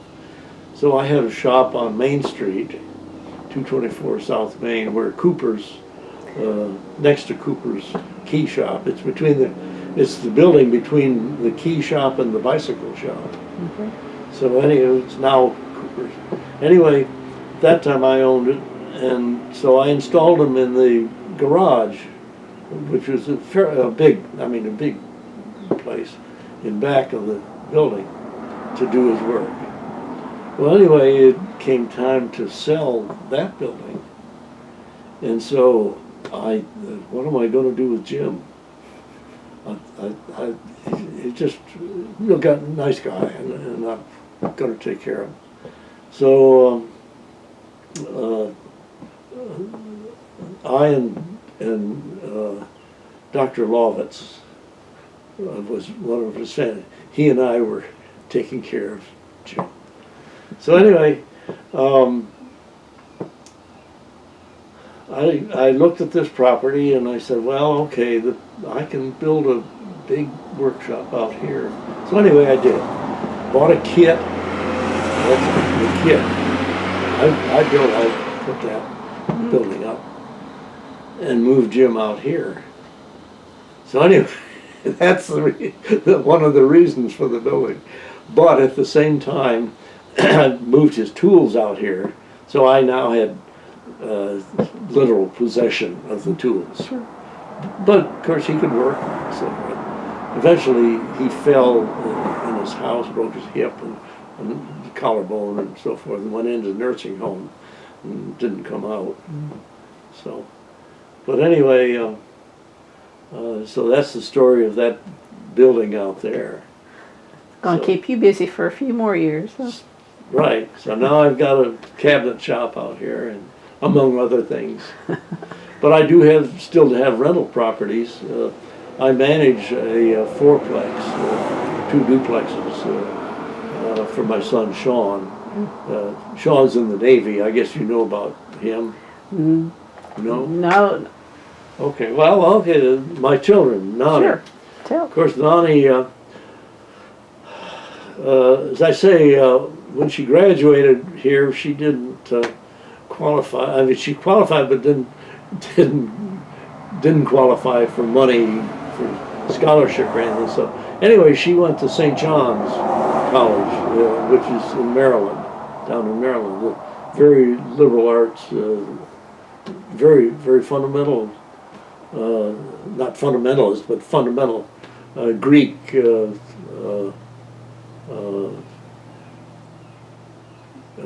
Not humanistic.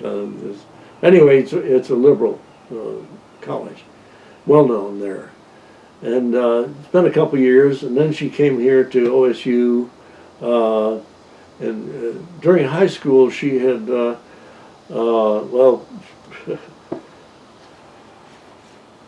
during high school she had traveled a lot. We had all our kids travel.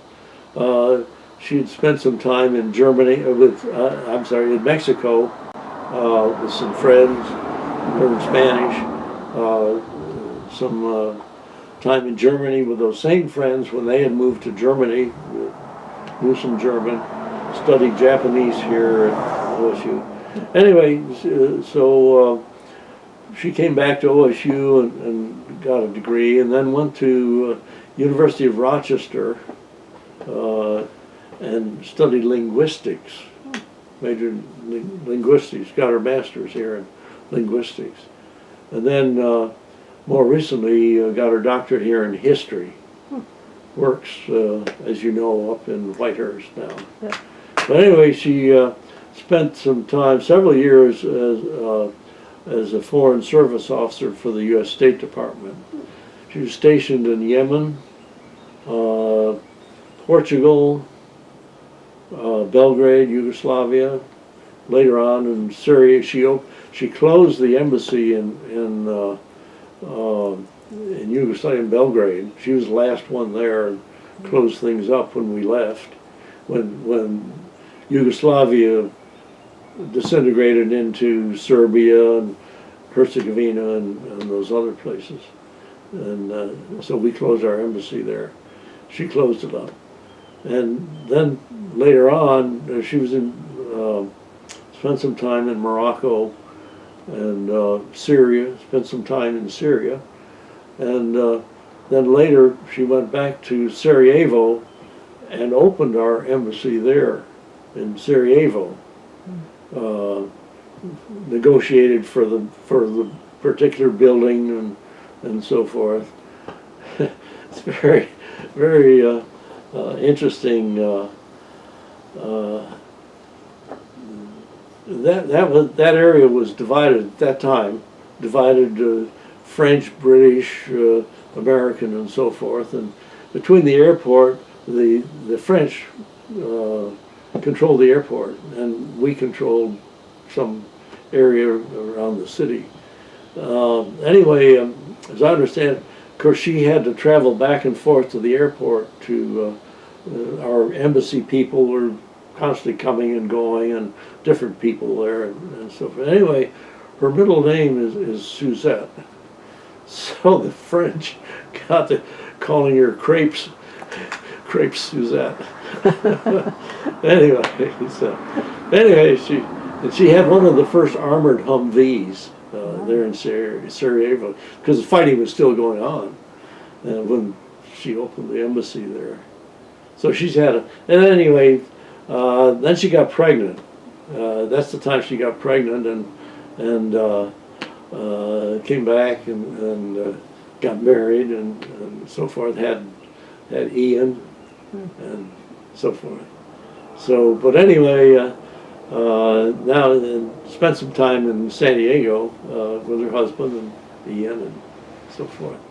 Then came back here and eventually got divorced, and then eventually got her doctorate, and now works at Whitehurst. Sean, out of high school, went down to the Navy recruiter at OU, as a matter of fact, and won. I don't know how he did it, but it was his work, not ours. No. Anyway, he won a full Navy scholarship to University of Rochester. He was in to do that. Of course, he was in the Navy NROTC program, Reserve Officer Training Program. So anyway, he majored in economics there at University of Rochester.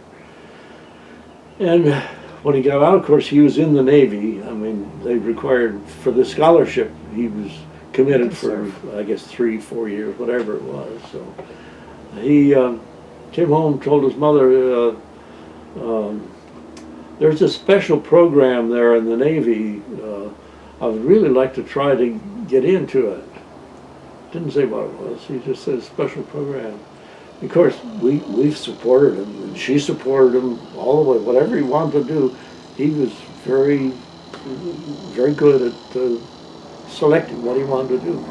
She said, "Oh, okay, fine," not knowing, of course, what the program was. Well, anyway, it turned out it was SEALs, Navy SEALs training. Pretty tough, yes. Yeah, well, he'd done excellent work while in college there in the ROTC program, NROTC. So he excelled in athletics and so forth there. Very good lacrosse player. Anyway, so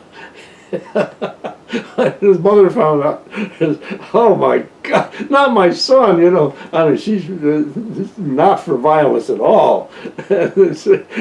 Florence was, well, at the same time proud but horrified, you know. So anyway, so Sean got into the Navy SEALs, went through the BUDS program and so forth, and then has since been in the SEALs program. Well, I'm sorry, not entirely. There was a time he injured his back. He had hurt his back a little bit, and Florence went out and kind of nursed him a little bit through this. He dropped out of the Navy, active Navy, and was out for, I guess, 2 years, something like that. Anyway, in that time he got married. His wife, Patty Pacheco, had majored in industrial science here, industrial engineering here, had her master's in industrial engineering.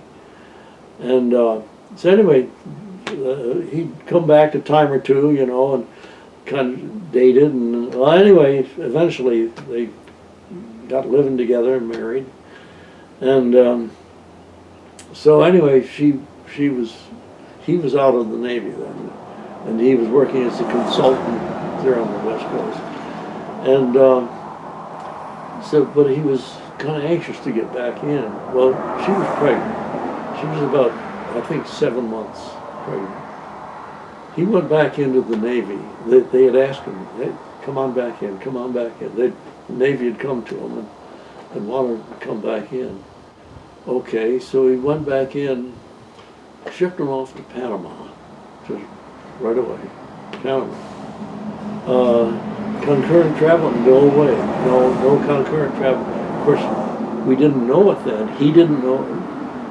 He didn't know it, and of course we didn't know it. They were going after Noriega down in Panama. That was that operation down there when we fought a little war and so forth down there. Well, at the time we didn't know it.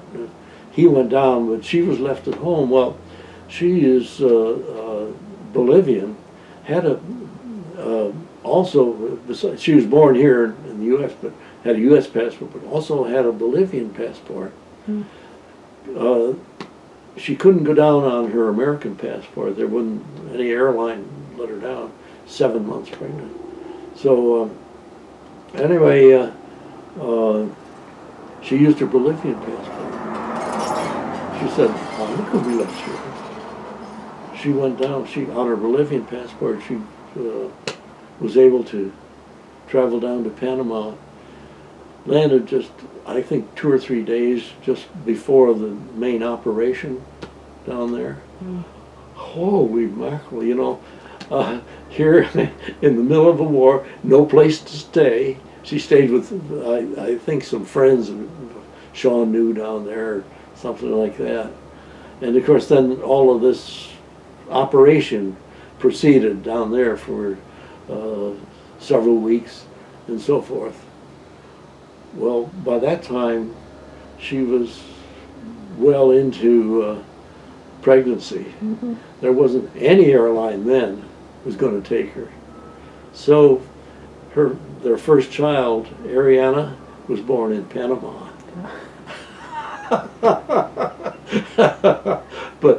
But Patty was not going to be left behind. I mean, that is Patty. That is prime Patty. She's just a lovely person. So anyway, that's that story. Well, anyway, since then, of course, he's been around different places. Still in the Navy? Oh yes. Well, he's now the deputy commander of the U.S. Special Forces. Still in the Navy, then? Still in the Navy, yeah. Deputy commander, all SEALs, Deltas. Wow. Everybody. That's impressive. Definitely, yes, it is. So, yeah, we're immensely proud of him. One is 3-star admiral. This one. And actually, he's the highest-ranking SEAL admiral in the Navy right now. There's no one else above him in SEALs.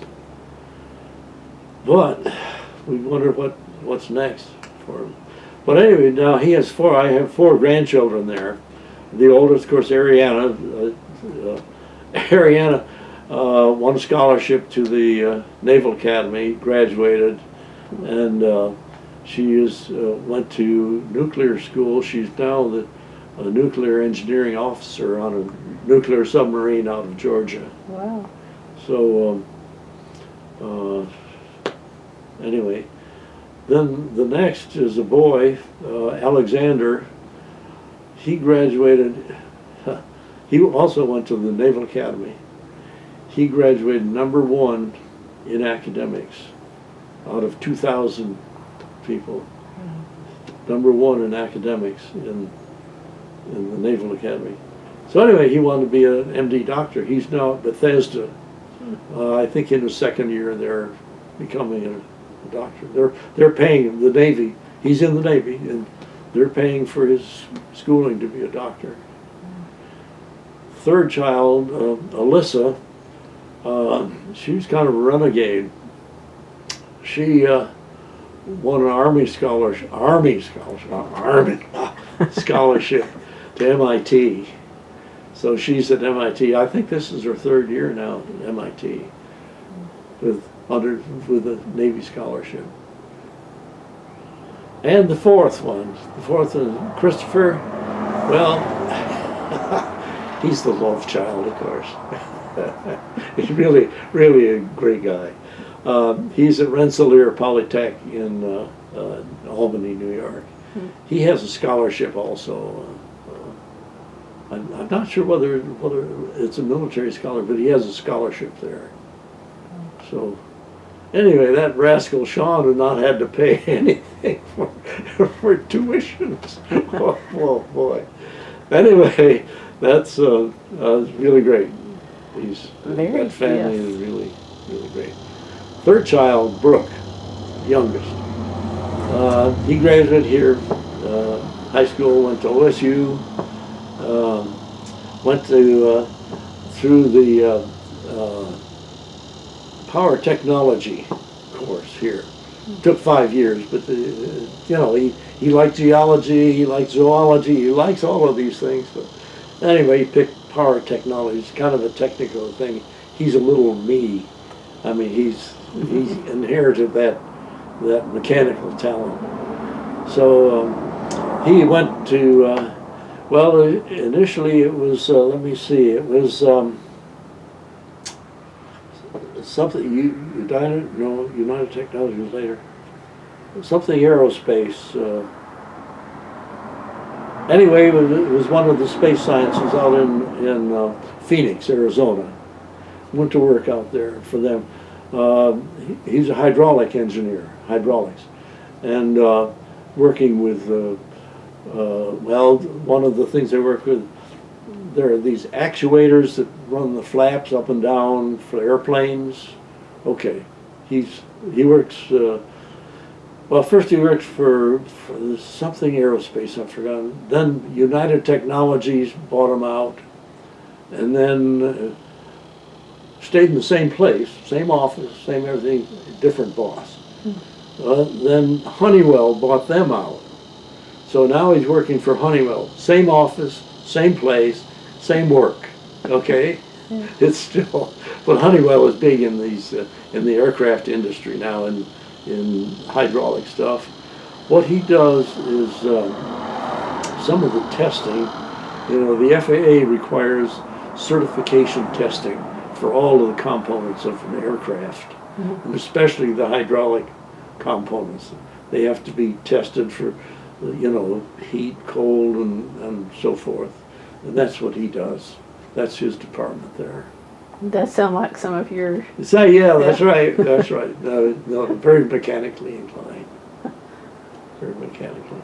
He won some award. He solved one of the problems that they had with an actuator. It had caused several aircraft accidents, crashes, killing people. And he finally figured out, or somebody, I guess it was he finally figured out what it was, and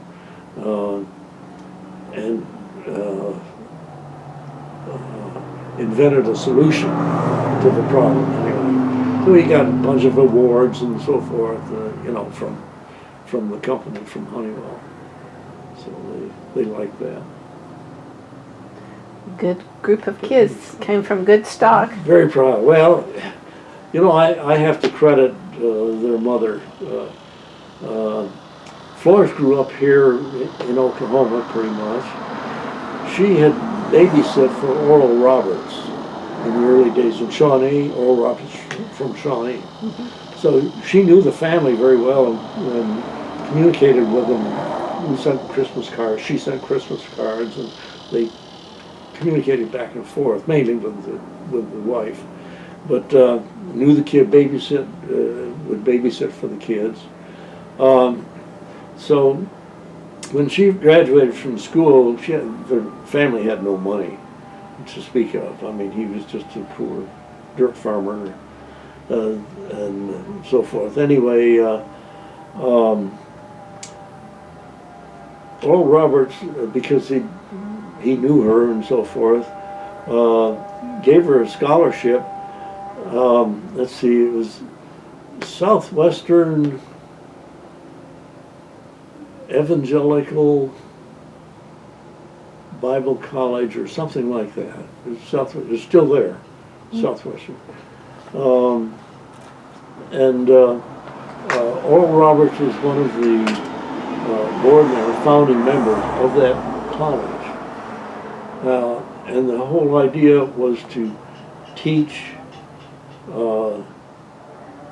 people, both male and female, to be teachers, how to be teachers, which is, you know, very far-sighted, a very, very excellent thing. I mean, that's the way to do it. Mm-hmm. Teach, that's the very same thing that Harvard University was doing.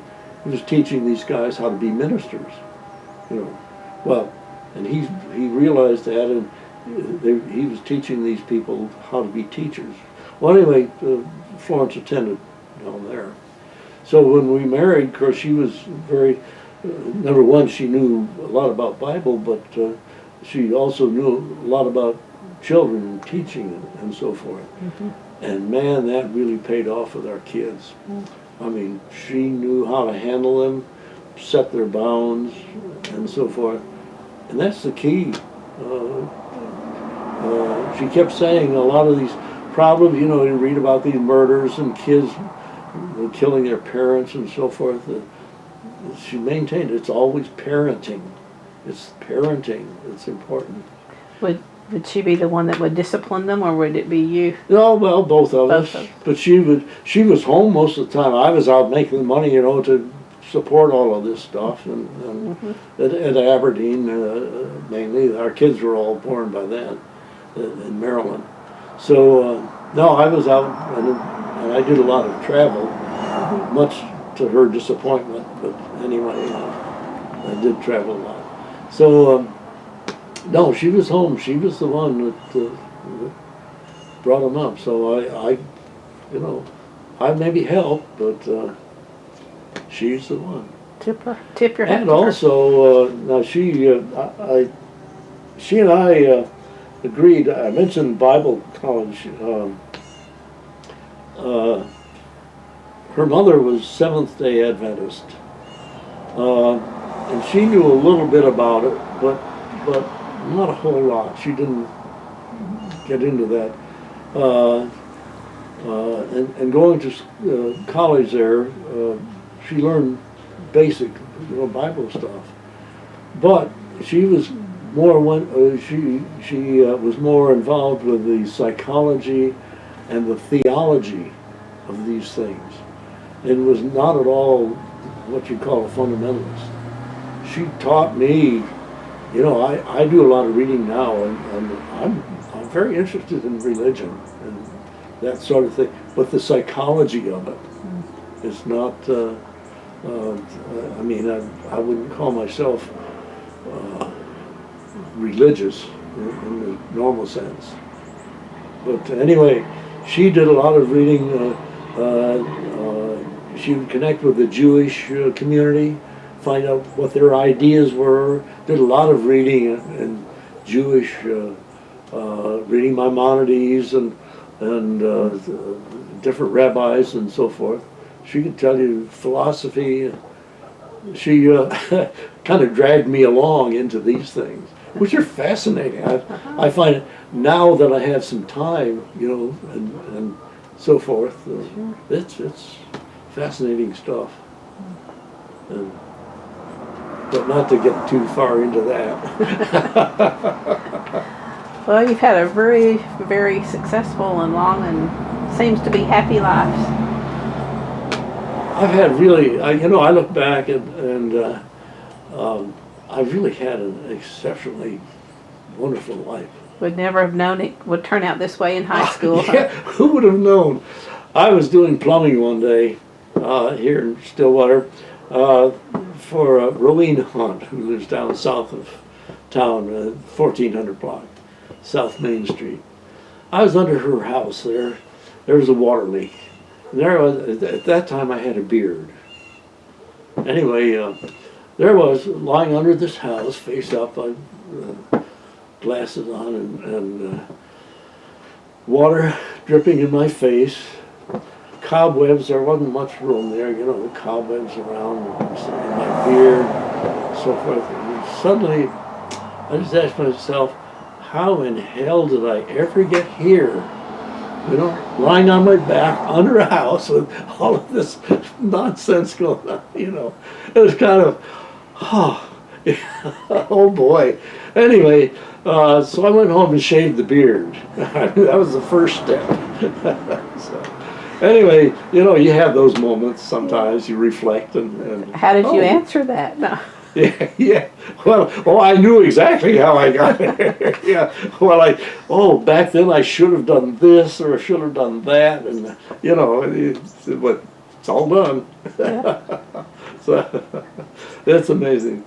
But I've now going to school. I've taken courses and so forth and so forth. When I came here with the Themis project, I took courses in EE. Statistics and some other, a lot of math courses. Perpetual student. Oh yeah, love it. I love, well, you can see the books and so forth here. I just love, when I had to move from this larger house, we had a large house on Cherokee over here, 5 bedrooms, 3 bathrooms, and when my wife had died, it was just me. You know, well, that didn't make sense. So anyway, sold that house, moved here to the cottage. That's all I need. I mean, really, you know, you face it, and that's all I need. That's Well, we've covered a lot. Is there anything else you want to add before we close out? I better not, otherwise I might get into more trouble. Well, I usually end with a question. When history is written about you, what would you like for it to say? Basically, how do you want to be remembered? Oh man, I'm not sure anybody would want to, but